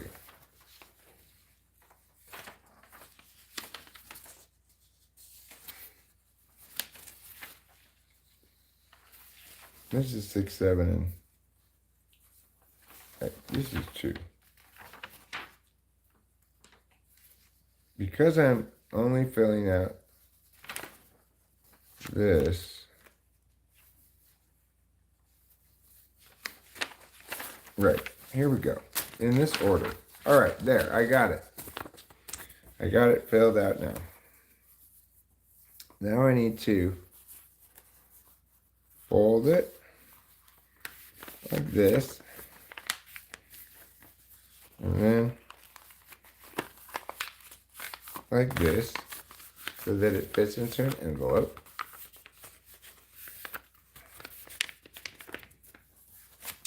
Then I'll put it in the envelope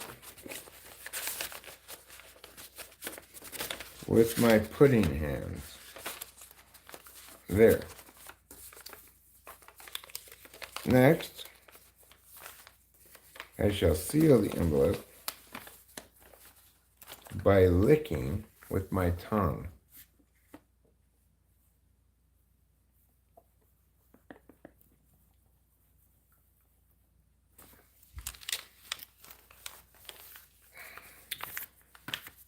Signed, sealed, delivered. Not yet, but I'm yours. Well, Mass Mutual sends life insurance company fixed annuities. Be prepared to receive some mail. So I need to put a stamp on it. I might even need to put 2 stamps on it. I'm not sure. It's so thick. I don't know if one stamp's always good enough no matter how thick it is. I'll put 2 on to be safe. The other thing I want to do is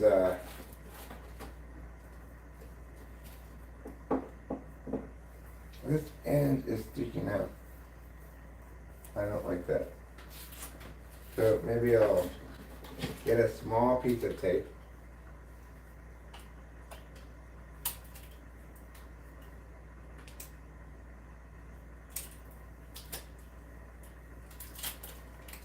There we go.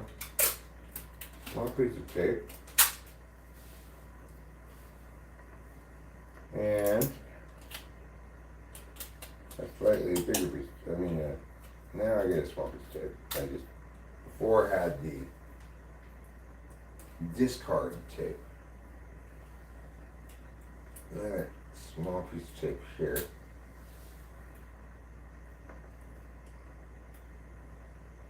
Okay, there. Now it's put in there fine. So let's get a couple of these stamps.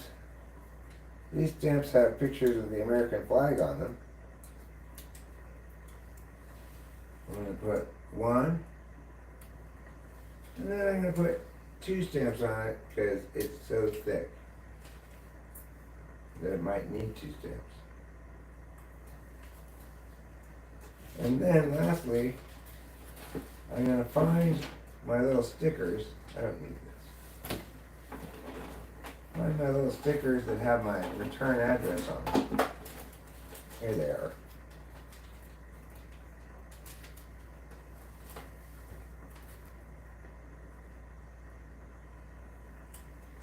These are convenient.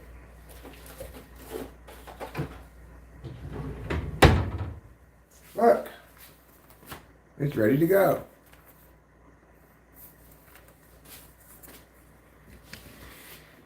I'm filling out paperwork, putting an envelope, putting stamps on it, putting a return address thing on it.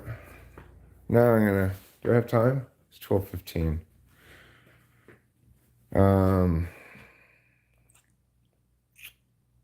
I don't really know if I have time to go to town and back. I have a 2 o'clock appointment with Dr. Ingram, video conference. So if I were going to go to town and get gravel and mail this, I'd need to do it right this second. It'll take me probably 45 minutes each way to get to town and back today because, well, I mean, it takes 30 minutes to get to town, I guess. But, oh, I left the original. Thank you for warning me, printer. My printer kindly reminded me to remove my driver's license from the surface of the printer, you know.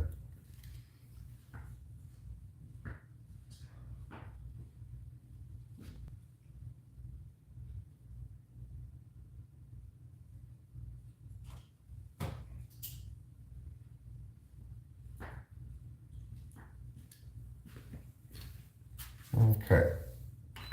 Yeah, this. Yes. Let me see. Store that automatically. Why would I want to manually have to do that all the time? Okay, now I'm going to go to what some people call the bathroom. You will note there's actually not any bath in here at all. Zero bath. But this is quite a lovely half bath. It's a wonderful half bath as half baths go.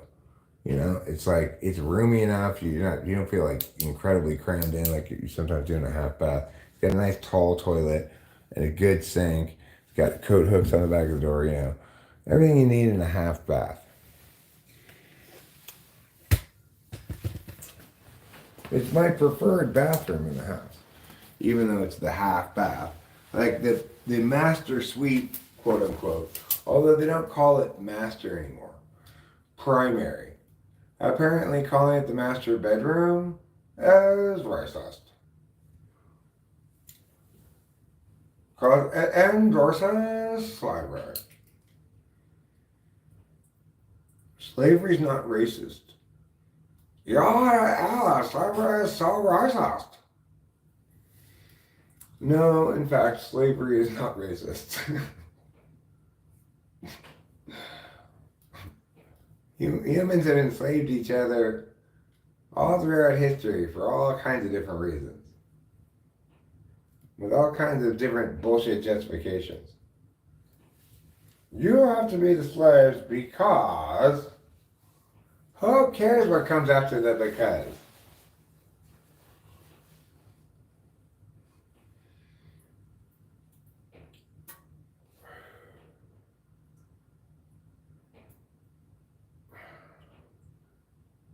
It's one of those things that we can adjudicate axiomatically.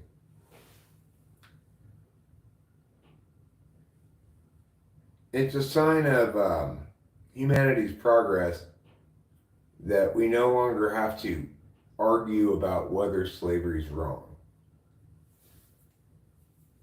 Those arguments have sufficiently happened, been made, been decided, been agreed upon broadly enough that we treat it as an axiom that slavery is wrong. And the only possible argument against it, and one of the ways you know it's axiomatic, is that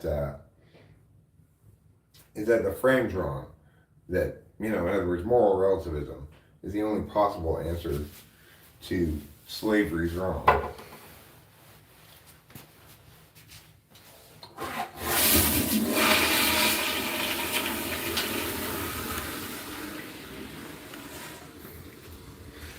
No, some people want to be enslaved. Well, then, maybe like for an evening at a sex dungeon. But no, nobody wants to be enslaved.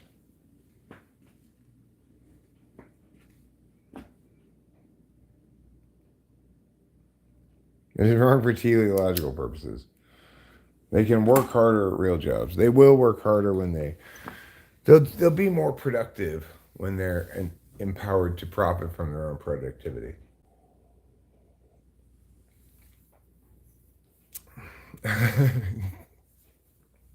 Or as Money wisely points out, and earns himself a wonder point in the process, slavery isn't racist because those things aren't people. Fantastic. Cheers.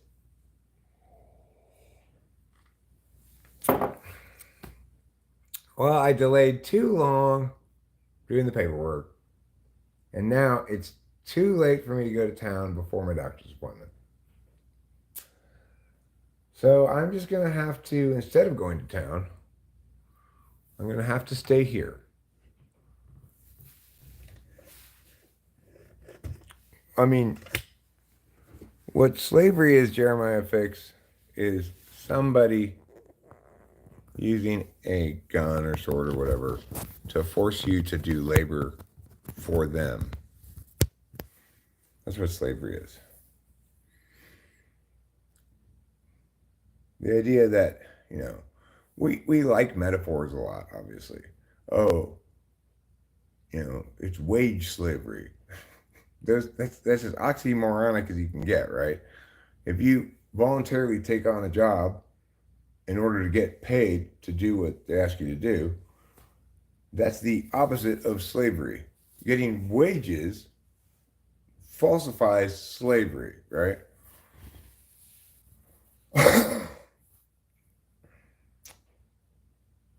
Versus, say, in-kind benefits like slaves would receive. Slaves would receive food and board as in-kind benefits for their enslavement.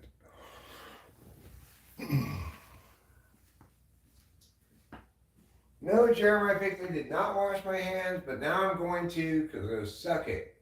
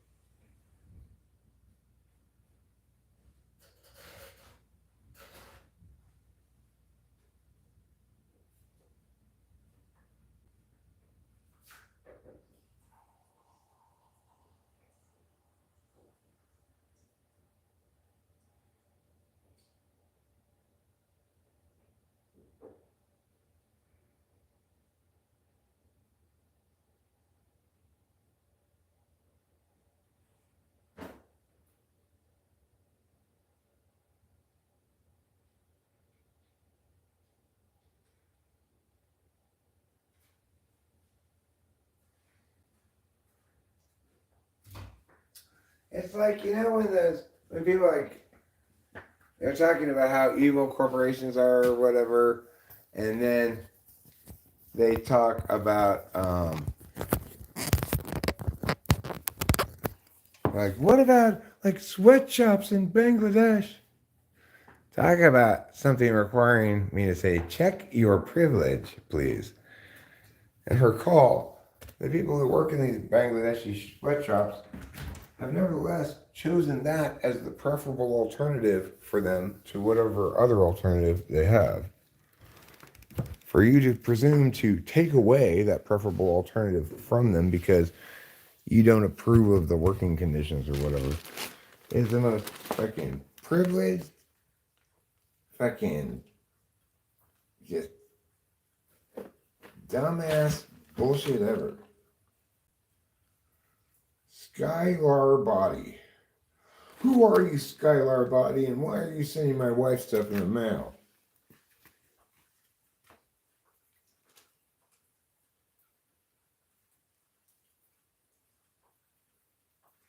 Hollister.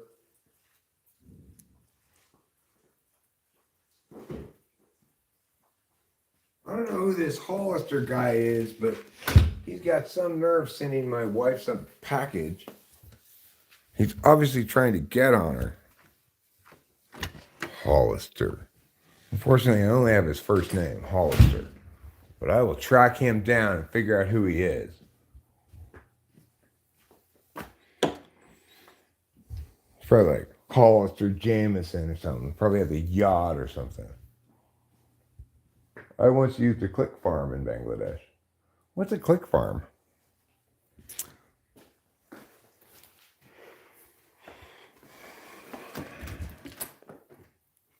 Oh my gosh, you guys. I saw the cutest video this morning of this cat that was taking care of all these baby chickens while the mother chicken was out. And then the mother chicken came back, but it was so cute. I just had to watch it.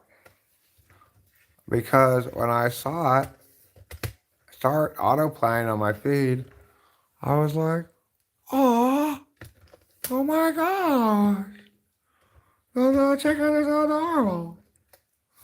And I could not help but watch it.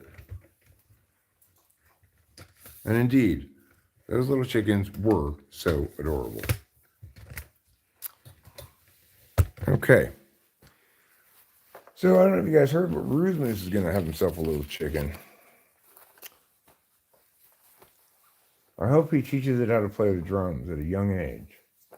And says, listen, your destiny is to become Eric's drummer when you grow up.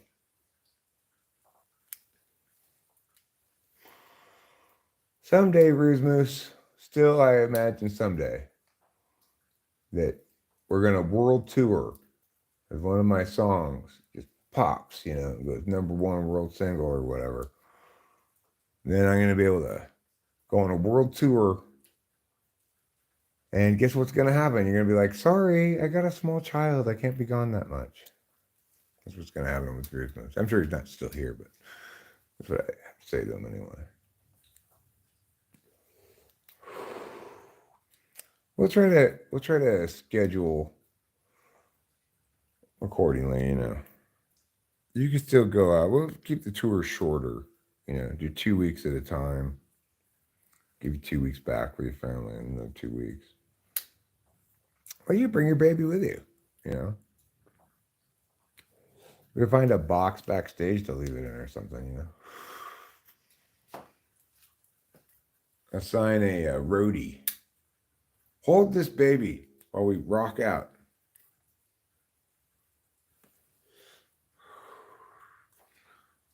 I sent a bunch of images and they labeled it as either A or B. Oh. That's what a click farm does? Go through a bunch of your data and organize it for you or something?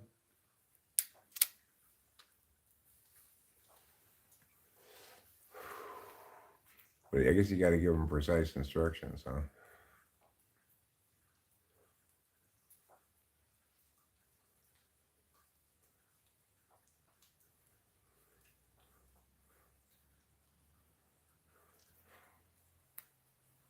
I have kind of work that I wish there like when AI can do this, I'll be very happy with it.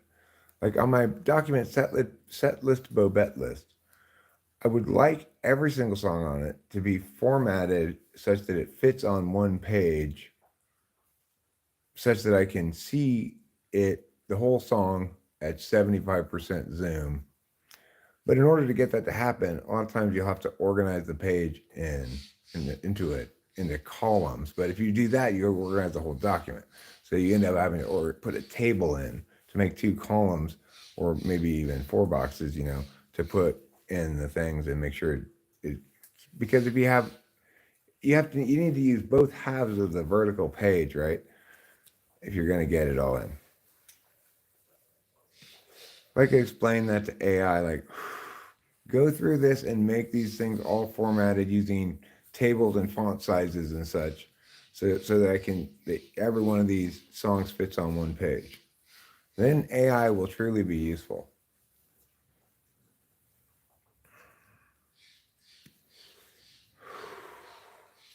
I understand that a click farm is not AI, but a click farm is what AI would replace then.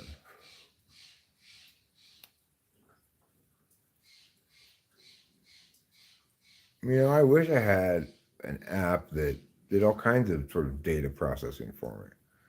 I'd love to have an app that goes through the transcripts of all of my videos and live streams and like segments out jokes under this many word lengths. If it could figure that out, right? Or designate all the sections of every live stream where I'm playing improvised songs. That would be great.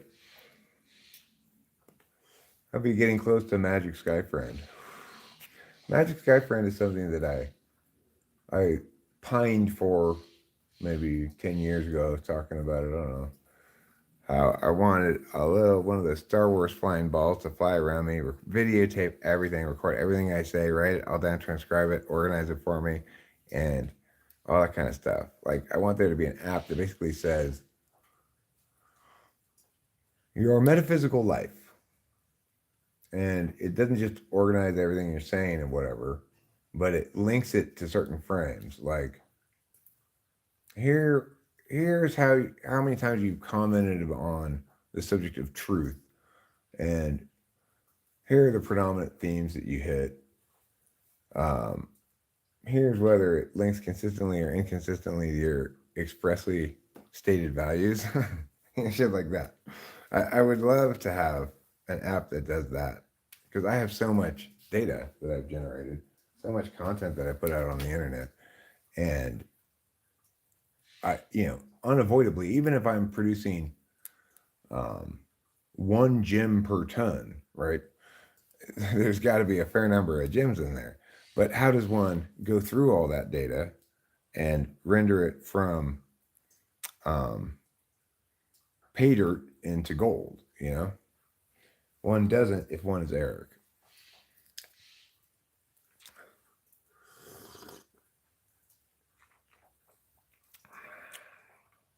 But presumably there will come a day when is it a hair? It is a hair.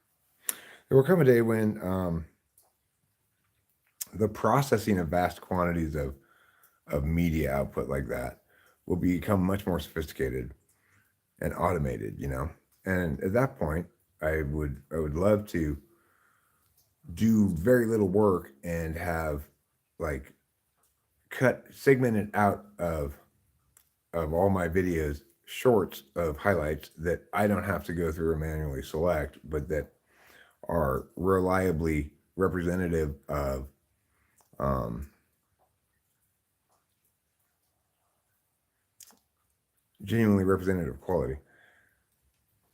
I made a kind of similar thing where you input a bunch of academic text and it generates flashcards for you. It's like one like rule I could assign like an AI something would be find all the instances where there are at least three lulls within 6 chats in a live stream, and try to find spots where I make a good joke that way, you know.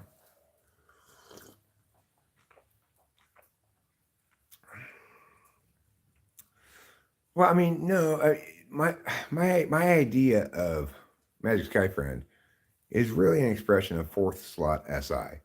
Because I'm an NE DOM, I generate way more than I archive. Fortunately, I generate it on a platform that archives for me, or else I'd really be fucked, you know.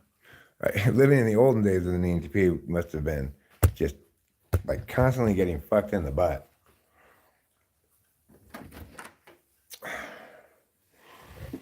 But because I do, in other words, I would imagine that an ENFP would be just as interested in this magical archive assistant as I am. So I don't think it actually has anything to do with being a rationalist. Although the idea of linking back to your expressed values, that's a rationalist, sure, that is. But the desire to have an archiving assistant is not. Yo, grandpa, what's up? I am actually not a grandfather. I have no grandchildren. I do have a daughter. She's 25, but she has yet to get herself pregnant. So I remain just a father. Did my rooster die? Oh, yeah, it did, actually. You mean the ostrich, Hero Lamb? The ostrich thing? I dropped it. Was taking it down to put something else up for Christmas or something. I don't remember. Made for the wedding. And I dropped it and it broke. Money wants to see his toilet statistics. Largest shit taken, longest piss. Quickest going number 3 in the bathroom. You don't necessarily want going number 3 to take a long time.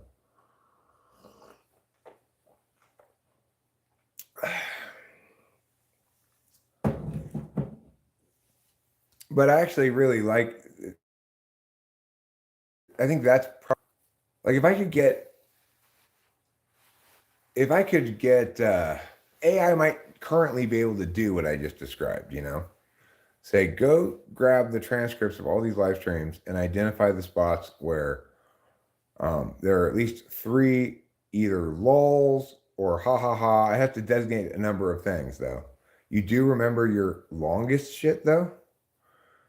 You mean it started coming out of your butt and then you put on like Beethoven's Fifth Symphony and it just slowly comes out of your butt. What does Beethoven's Fifth Symphony sound like anyway? Is that one that goes bum bum bum bum? I think so, right? Bum bum bum bum. Bum bum bum bum bum bum. And it's longer, just meters and meters of single turd coming out of you. Formed a perfect donut floating around. Oh, clogged toilet. Money, clogged toilets are a horrible thing. We can all agree on that. I am feeling especially blessed today, now that you mention that, because I want to tell you, I've gone an entire year now. We've lived in this house now 1 year and 1 day. This is our 366th day.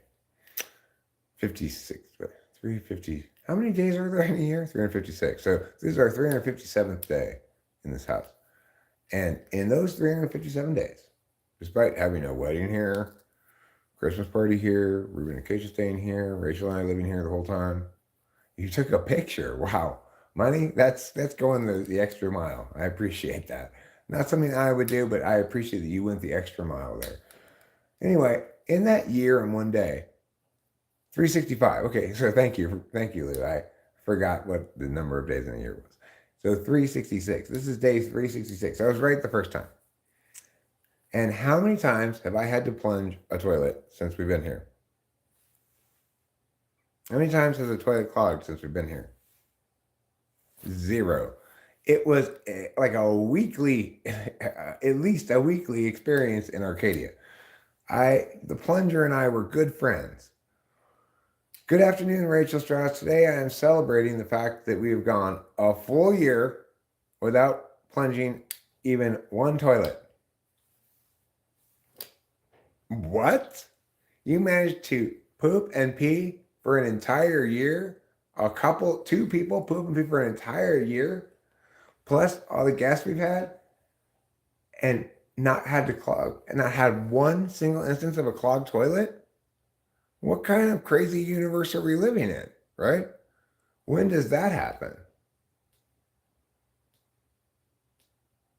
That's an amazing accomplishment, Rachel. We've achieved an amazing accomplishment. And I would also note that we still have at least 5 or 6 bags of coffee left. So when we left Arcadia, I was thinking, man, this is a lifetime supply of coffee. More like a year and a half, probably. Maybe not that long even. There's a new percolator full of coffee available for you to sip at your leisure, my beloved darling Rachel. And I think you might be excited to know as well, Rachel, that we have a special tarot card reading coming our way at some point relating to winter 2024 and particularly the purchase of this vacation rental. So, we had that to look forward to. Because I purchased a tarot reading from Lou this morning with my PayPal pushing finger. And let's see what else is going on. Oh, I completed that paperwork. Everything I need to send off is right here. I just need to go to town and mail it. Or I could go up to the mailbox and say, take it away, but I don't trust such an important document to go that way. So we'll maybe go to town after my doctor's appointment, both to mail this and to get some all-purpose gravel. Sure, Lou, no hurry. Not trying to rush you. Just informing Rachel of something we have to look forward to coming up. Take your time. So I talked to David this morning and told him, there are a couple of things that need to be addressed. Like the guy's got to pump the septic, right? And the guy wants to add an addendum to the contract that says he won't pay for any septic problems over $5,000. And, David's like, well, if there's a huge septic issue, then my buyers are going to walk. We'll sign it right now, but we can still walk during escrow anytime. I told him, look, that's the only thing really I'm concerned about here. We're going to do the house inspection. I'll make sure all the floors are level, and I need to check the plumbing. But that's the only thing in the way. So let's aim for like a 14-day escrow so we can get started doing shit with this place, make you start earning some money. But obviously we don't know how that's going to turn out. And we're curious as to what our spirit guides have to say about it. I hope we don't get the septic tank card. That would be a bad sign. They don't have septic tank as a major arcana. That would be the worst card in the tarot deck if they did have septic tank as a tarot archetype. So I've got an hour and 20 minutes until my doctor's appointment, and I probably won't stream the whole rest of that hour and 20 minutes, but I think what I do feel like doing right now is playing a musical instrument that I like to call the guitar. In fact, I'm going to go full blast crazy today. I know.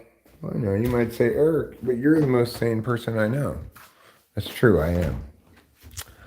But today I'm going a little bit crazy.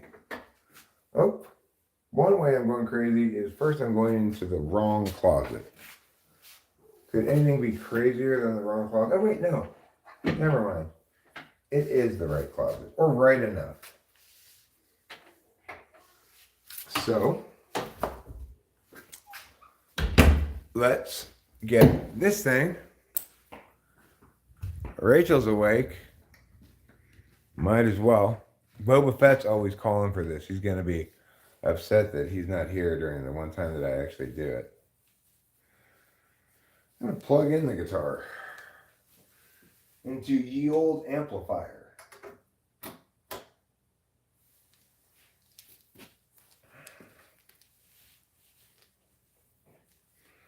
If I had an amplifier company, I'd call it Ye Old Amplifier Company.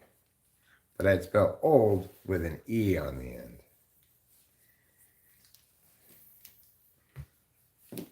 There.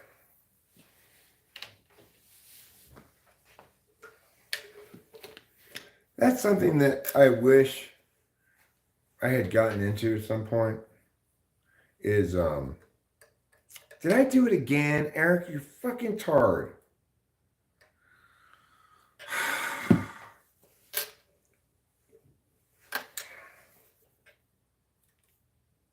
Oh, wait, no, I didn't do it again. It's fine. Okay. All right. I thought I had left the tuner on, which drains the 9-volt battery. Hey, KE. You're back, and you're ready to start some shit. What I like about you, KE, you're not afraid to start some shit, you know? Like, hey, motherfucker, you better check yourself before you wreck yourself.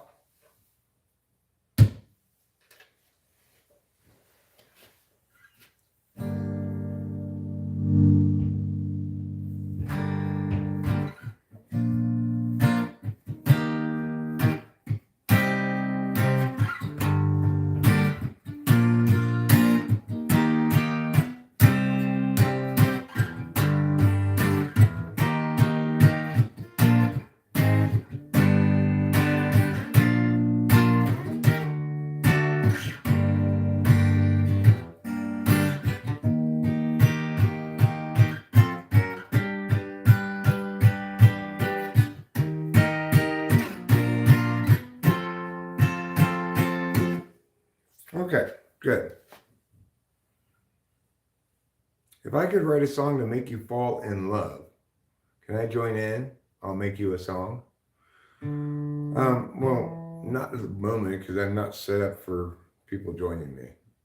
But also, there's a lag in the time that makes it almost impossible to jam with somebody or whatever on a live stream, like on a video conference. What I will do though is play you some songs, and I'm going to start with my current favorite song to play, which is called 100,000 Million Years Ago. Can anybody tell me what period that would be? Is it like the Jurassic or Cretaceous or whatever, you know? I'm curious what period that is. All right.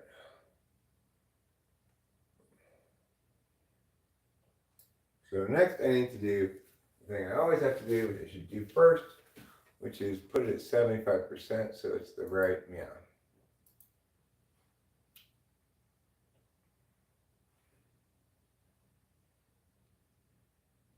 And put it on full screen. Like that. Yep, and then go up a little bit.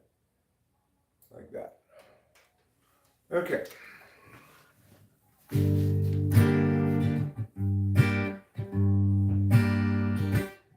It was 100,000 million years ago. Time ran slow.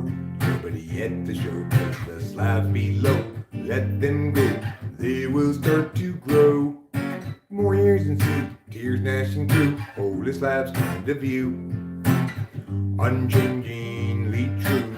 Eternally new.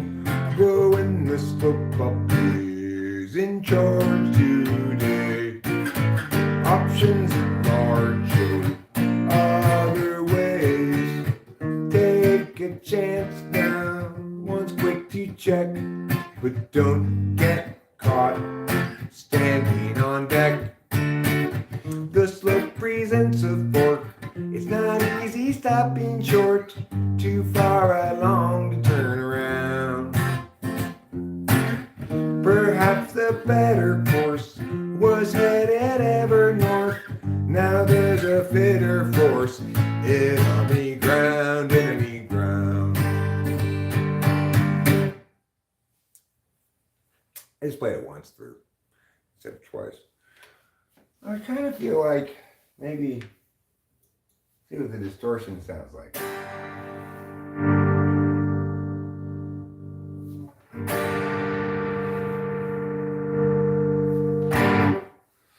There's some distortion.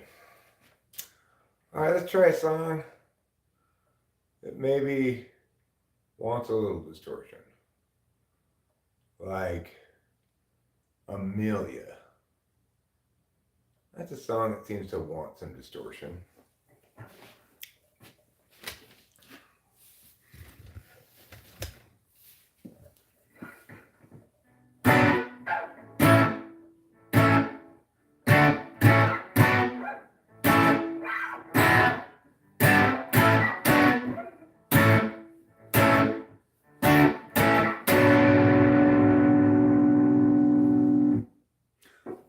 Amelia, go from that place, take unto you the details of your case. Amelia, when you rise up above, floating ahead and soaring like a dove, what will they say when they look at you then? Moving sideways into space, you're in. Sidelong with your thirsty grin. Amelia, can't you see that you and I will never be? Amelia, yet you're still free. With too much opportunity to leave out in the rain, Amelia. Amelia, we're watching you fail for sure, no matter what we do. Amelia, when you rise up above, floating ahead and soaring like a dove, what will they say when they look at you then? Moving sideways into space, you're in. And there inside long with your thirsty grin. Amelia, can't you see that you and I will never be? Amelia, yet you're still free. With too much opportunity to leave out in the. Too much opportunity to leave out in the. Too much opportunity to leave out in the rain, Amelia.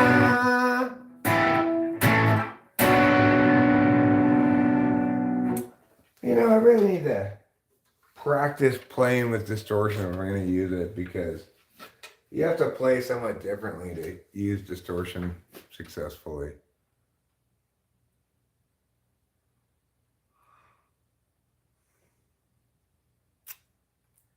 Play Sammy Has a Story.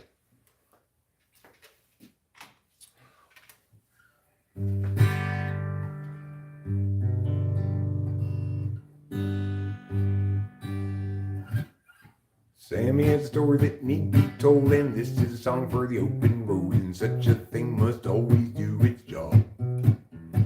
She married up Jeb, turned 19, 4 years and 3 kids weaned, weary now and questioning the past.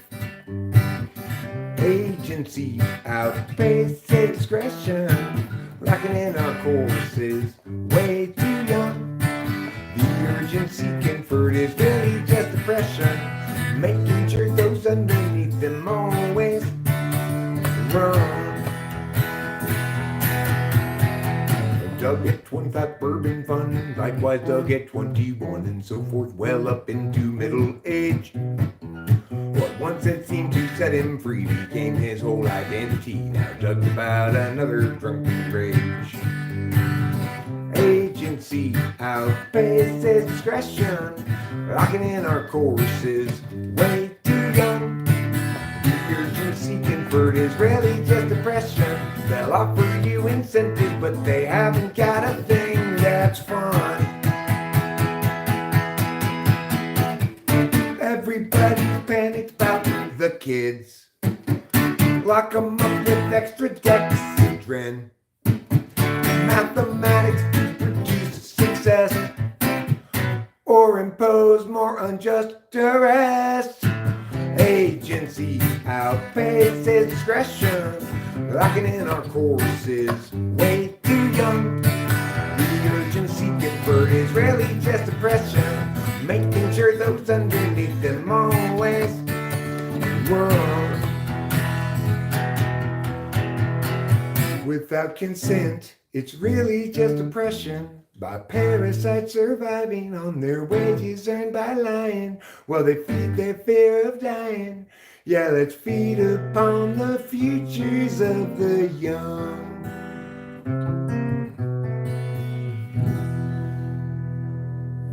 That's pretty good. Not great, but pretty good. What else do I want to play? I'm going to play this song. Try to play kind of slow though. What's the matter with Chad? Is he terribly bad? Is he very like Dan? Is a terrible man? Is he sort of like Jill, who can't pay her bill? Or rather like Jack, too stuck on the facts? What's the matter with Sue?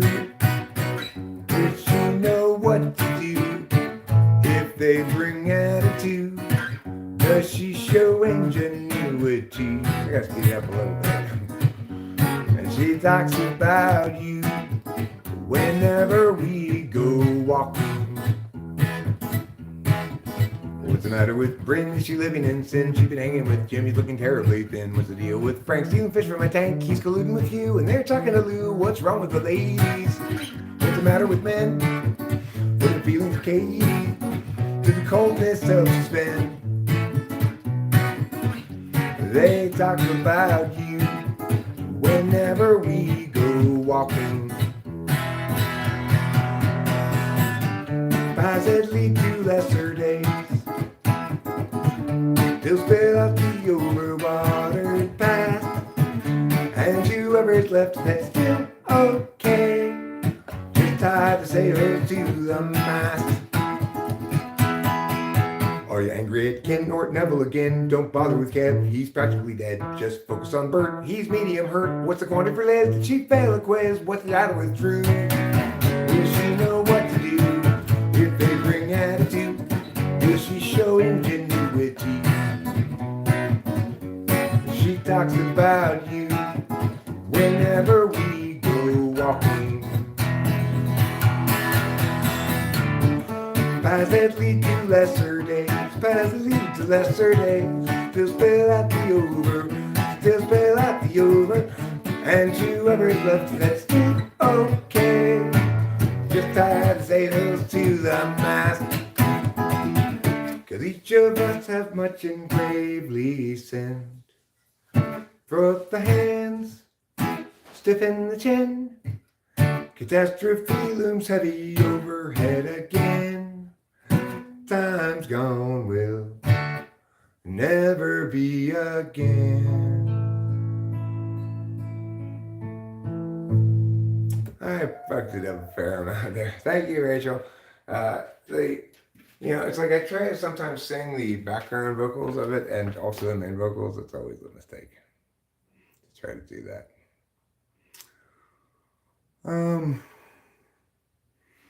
Let me try this song. I normally don't play this song, but too much noise in the data stream, loud enough to disrupt everybody's dreams. Frustrations mean mistakes are made,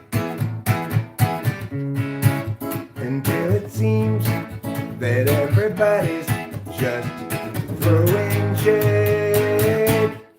I won't be another casualty of other people's well-intentioned rules. I used to think that some tomorrow there'd be time for yesterday. It's not the sort of thing that one can borrow. No one will until to lend a day. Your uncertainty's implicit, just like an unexpected visit from a bunch of men all dressed in blue suits.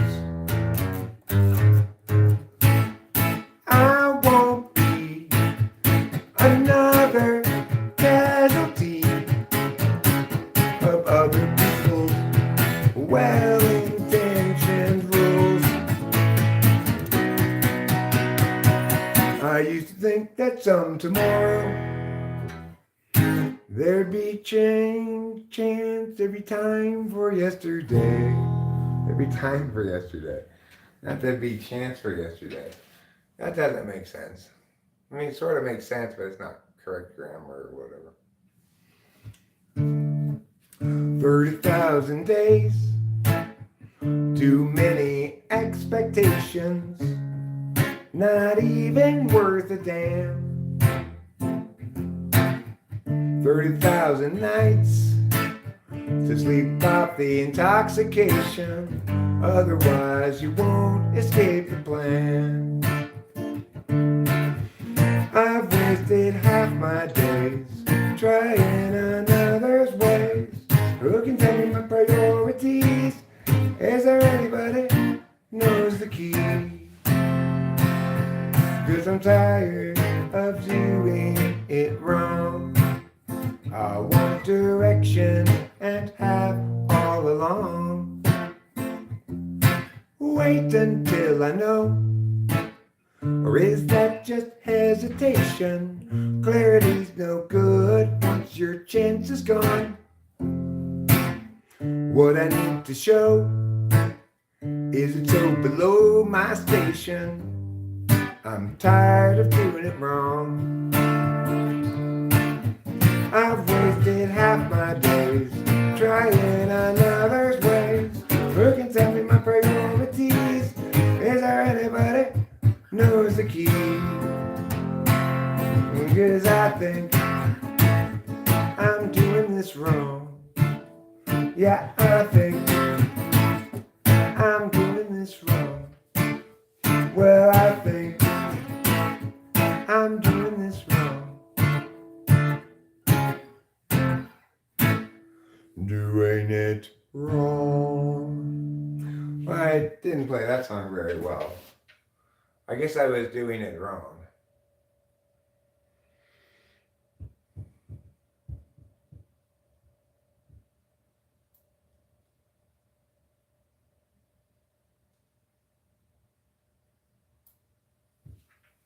Okay, here we go.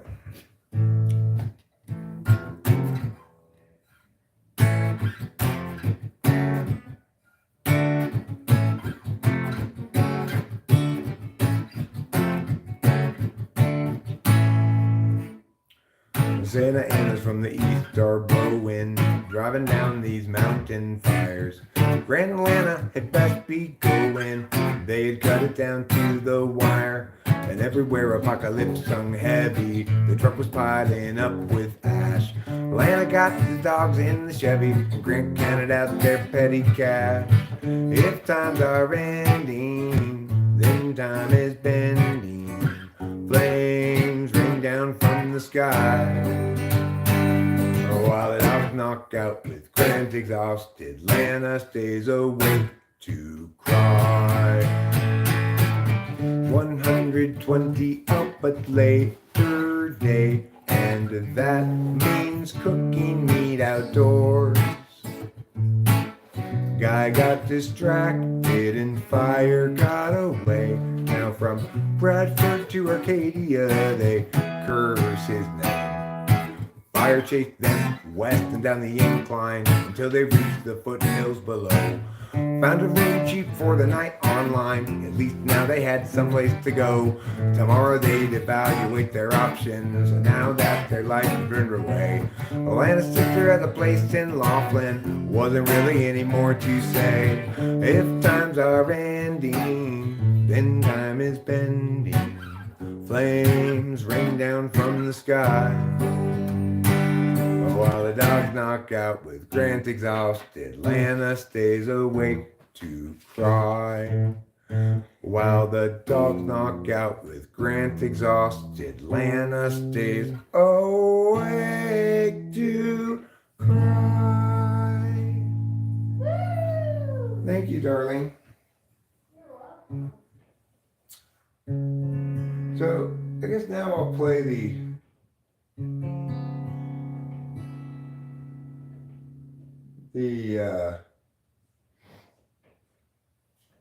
4 songs that in theory I could play at open mic tomorrow night. I don't know how many songs let you play. It could be 1, could be 2, could be a set number of minutes. Depends on the open mic, you know. So I have 4 in mind that I could potentially play that are memorized. One of them's a cover. I'm gonna play those 4 songs now. I'm gonna start with Gerald. Gerald has a thought. Gerald has a lot. Gerald has a thought. Gerald has a lot. Gerald has a plot to get the margarine tater tots. He's got a good idea for a name-changing business. Thinking now about what to call Christmas when they hire his firm to change that name. Gerald always up every chance enough to return to the work left rough. He'd get back to it eventually, but his visions piled up and his vision battered up all the work that started off so hopefully. And now his mind is back on his business, thinking of changing factless to listless. So how all the people will shout his name. And Gerald knows he understands ever more clearly now. He won't provide explanation regarding the why or how. He'll see you and know you from inside your heart. Exciting, delighting, Gerald plays his part. But Gerald still knew there's too much to do, and he had dropped time in the underview. Too much to rebut, so where now and what? And too much time spent nitpicking the skew with you. So now Gerald has a thought. Gerald has a lot. Gerald has a plot to get the margarine's tasty spots. He's got a good idea for a name-changing business. Thinking now about what to call Christmas when they hire his firm to change that name. Gerald has a thought. Well, I would play it better than that if I play it tomorrow, you know. I didn't play it very well that time. My voice is a little shot, you know. All right, let's try another one that I could conceivably play. See how that one goes. Every life lived reaches the time when the road split.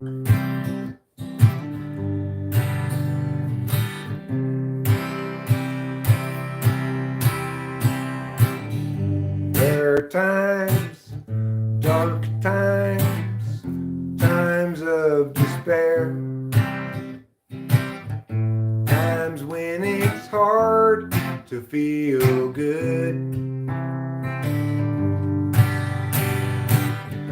That's when I look for my sack full of salty and that satchel of helpful goods.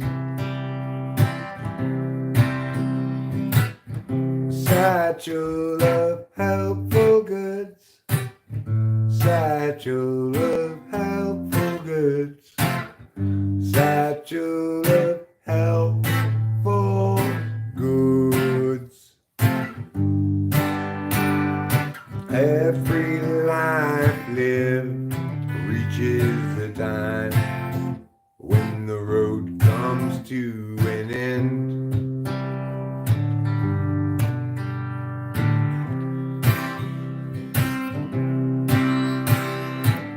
When I'm there, will there be anybody else around?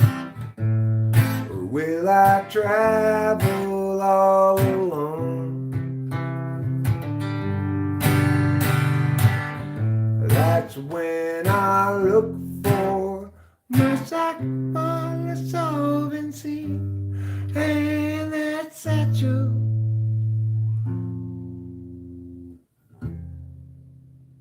And that satchel filled up with home. Satchel of helpful goods, satchel of helpful goods, satchel of helpful goods,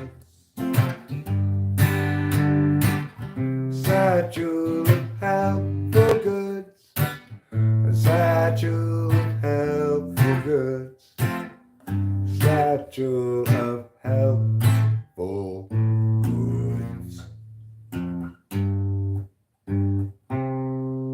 I played that for you too. Because now I'm just like, okay, well, I'm kind of done playing, but I should play these 4 songs because I want to practice them. I'm not doing a very good job of any of them so far, 2 of them so far. I will play Cloudy Day next, then I'll play White Boy, and then I'll call it a string. Yeah. It's a very cloudy day in Los Angeles, and today we run out of time. Struggles past, troubles still to come. The day is nearly done. Jesus, Eric. You just might as well get up right now. You can't force yourself when you don't feel like it. I will play White Boy though. Because after all, it is true that you might call me a rambling man, and I want to correct you on that. Oh, you might call me a rambling man, because I do a lot of thumbing and I kick in games. I won't do an answer good to call me names. My daddy was a Willie Woodrow. I wasn't born and raised in no ghetto. Just a white boy looking for a place to do my thing. I'm gonna find me a wealthy woman in a line of work that don't take no diploma, cause I ain't got much to lose and lost the game. You might call me a good time fella, but I ain't no black and I ain't no yellow. Just a white boy looking for a place to do my thing. I don't want no handout living, don't want any part of anything they giving. I'm proud and white and got a song to sing. Well, I said a few things and I'll admit it. If you want to get ahead, you got to hump and get it. Just a white boy looking for a place to do my thing. Small town boy, been around a little, and I like guitar and I like the fiddle, cause that's the kind of soul that's been my flame. Blue-eyed Billy, feared and ready, I got to work to be somebody. Just a white boy looking for a place to do my thing. I don't want no handout living, don't want any part of anything they give, and I'm proud and white and got a song to sing. Well, I said a few things and I'll admit it. If you want to get ahead, you got to hump and get it. Just a white boy looking for a place to do my thing. Well, I said a few things and I'll admit it. If you want to get ahead, you got to hump and get it. Just a white boy looking for a place to do my thing. Well, I said a few things and I'll admit it. If I want to get ahead, I got to hump and get it. A white boy looking for a place to do my thing.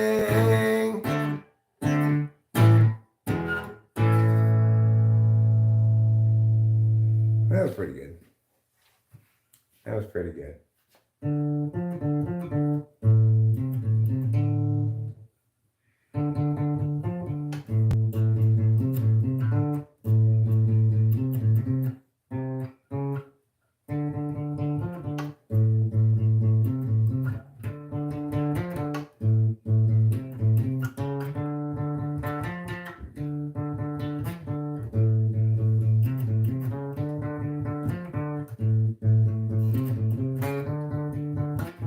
Fugazi's waiting room goes something like that.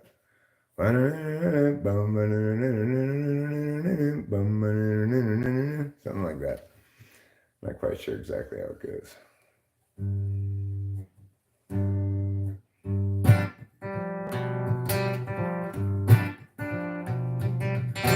I need to cut my nails on my right hand to catch on the strings. I can strum fine, but I can't really finger pick very successfully with my fingernails like that. Still catch this one right here, this one. They both need to be trimmed.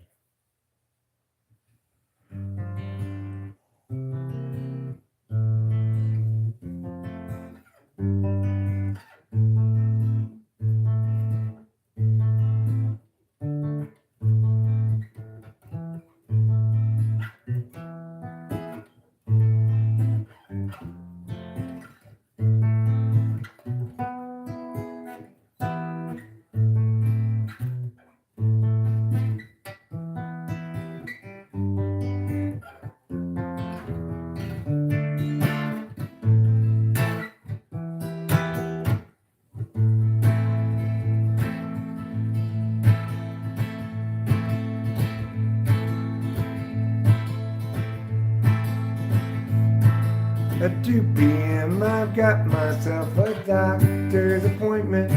At 3 p.m. I'm going to put myself all in some ointment and some balm to soothe my skin and prevent me from falling into despair. The doctor now agrees there's something wrong with me. I can't seem to pay attention. In fact, that I've been told I need to take in a number of amphetamines.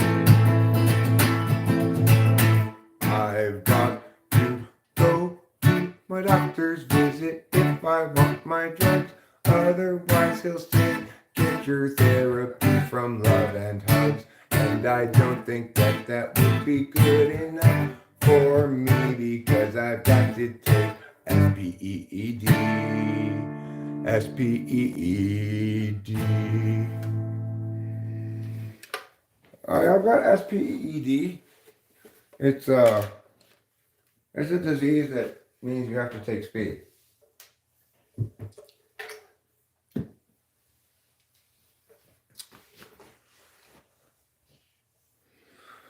All right, let's get smoke a cigarette before I wrap this up. I do have time before my doctor's appointment. What's that? Oh, okay. She was talking to Capillo. She was trying just to make me cry. What's going on now? Are you talking to me? Yeah. Yeah. She was scratching the laundry basket. Oh, you're telling her not to do that? Yeah. Once again, I thought maybe you were talking to me when you said, no, bro. Sorry. I like how she calls Capillo bro, even though they're both girls. She really should call her sis. Short for Sisyphus, who, thanks to Camus, has learned to be happy pushing a rock up a hill.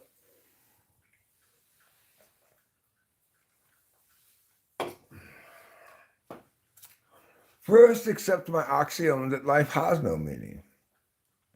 Now let me write a book. Wait a second, I don't accept your axiom. There's no reason to believe life is meaningless. Everybody who comments upon life does is create meaning about it.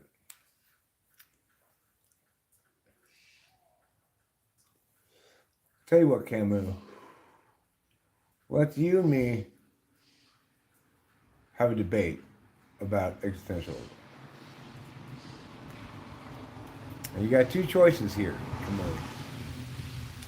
You're gonna either engage with my meaning, in which case you lose because it falsifies your central thesis, or you're going to fail to engage with my meaning, in which case you lose because you will not have rebutted any of my points. So it's your choice, Albert. You mind if I call you Al, do you? As per the Paul Simon song?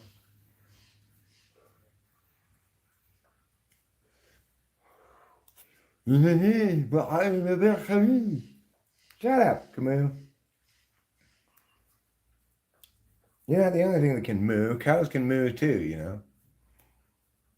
That doesn't make you special, all right? I know your book is saying that, like you're not special, but you did a poor job of conveying your message because all these teenagers read it and think it's deep.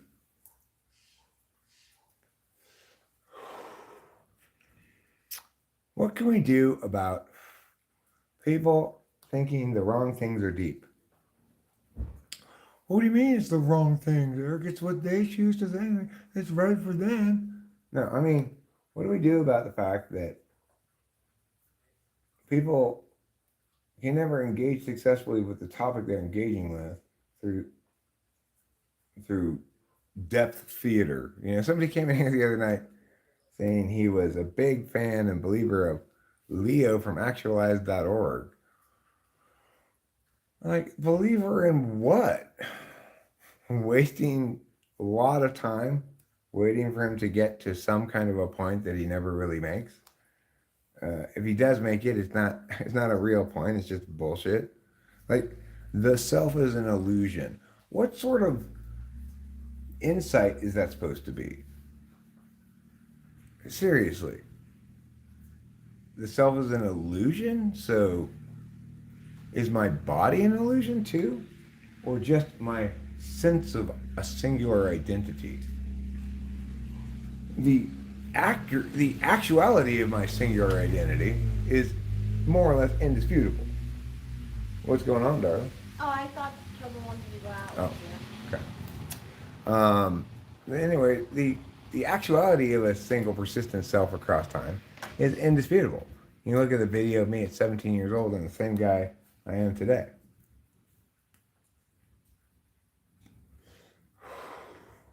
I agree, myself is not a static object. In other words, my singular self that expresses as a singular self across time isn't static. That doesn't make it illusionary. What a dumbass that Leo guy is. I really strongly dislike him because he's the most successful at doing what nobody should ever do if they have a moral bone in their body, which is profiteer off people's dumbassness, you know? Yeah, people are stupid. And yeah, you can exploit that by making bullshit, pseudo profound content and fooling idiots and then charging them for follow up materials and shit. But you shouldn't be able to look at yourself in the mirror in the morning after you do that, or you're just as big an idiot as they are and you think you're actually saying something. Either way, you shouldn't be in the guru business.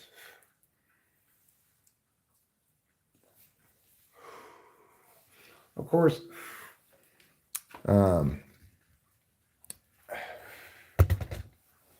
actually, people who are actually qualified to be gurus don't gain a lot of traction in the field, as per talking about fantasy. Well, because they're not providing things that make people feel as though they've experienced something profound or insightful, but rather provide people actually useful words that mean things. I know this is off topic, but I heard you say that the guy who we're buying the house from wants to add a clause on about the septic tank. Yeah, but if costs overrun, if we determine the costs are going to overrun dramatically what the ceiling he put on, we can always pull out before escrow goes over. Yeah, and I'm glad that David made that clear to him. Yeah. Like, he said, my buyers are going to walk if it's massively expensive. Yeah. And he's rightish about that. I can't imagine a septic being so much over $5,000 that we would actually walk, because this house is too perfect for us. It's right down the street. Like we can walk to it easily. We probably won't. We'll probably take a little wilderness car. The little wilderness car will come in handy then. Why walk with it when you have a little wilderness car? But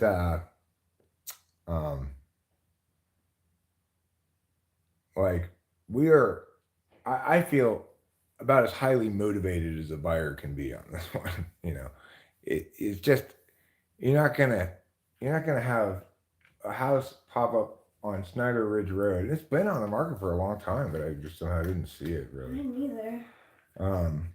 For under 300, that's in that good a shape. I mean, it's in beautiful shape.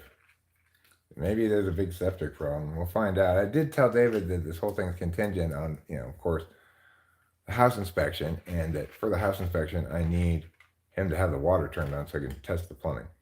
But even if there are plumbing problems, or even if the septic's going to cost us 10 grand, I still say it's worth buying. So I'm not concerned that's going to be a deal breaker. It would have to be some kind of seriously major problem. The guy has to pump the septic tank before he sells the house. So what he's basically saying is, yeah, I'll do my necessary thing, pump the septic tank, and if they find any problems that are huge, I'll pay up to $5,000. Well, I don't know if he has good reason to anticipate that there are big septic problems or if he's just being weird. So that's something we're going to have to find out. And they were just annoying. Okay, it's fine. Spammy. I will clap those cheeks. I will clap those cheeks. Will you? Will you now? I want to clap your cheeks. You have great cheeks, both bottom and face. Thanks. It's because of my bun huggers for the bottom ones. Oh. They shape and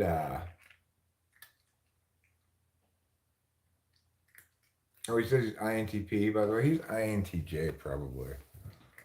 It's my guess. He's definitely not a TI user. What a numbnuts that guy is. I dislike him so strongly. All right. That's a good word for him. Thank you. Numbnuts, yeah. Yeah. All right, I'm gonna wrap it up now because I do have a doctor's appointment in half an hour. I want to charge my phone a bit, and good stream, everybody. You did a good job of helping me do chores, get things accomplished. What do you think about this solution? I really like it. I had floated it once before as something that we're not going to do for some reason, but I give up. Okay, I'll scroll up to your question. I give up trying to get him to eat by himself. No, it's perfect. It's great. Because one of us is usually in here. What 100,000 million years look like this? That's 100 billion years. Oh yeah, 100,000 million years. 1,000 million years is a billion years. So yeah, it's 100 billion years. Yes, you're right. Lou, you are correct. That is the same as 100 billion years. Did you empty the dishwasher? Yes. Thank you so much. Well, thanks to the live stream, They were here to give me the enthusiasm to do chores. Well, thank you, stream. And if so, Eric, that precedes the earliest of the Precambrian eras, the oldest of which, the Hadean, seems to run about 4 to 4.5 billion years ago.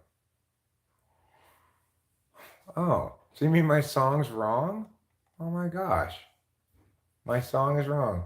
In fact, Earth didn't even exist 100 billion years ago. I never thought about what 100,000 million years ago was. I just thought it sounded nice.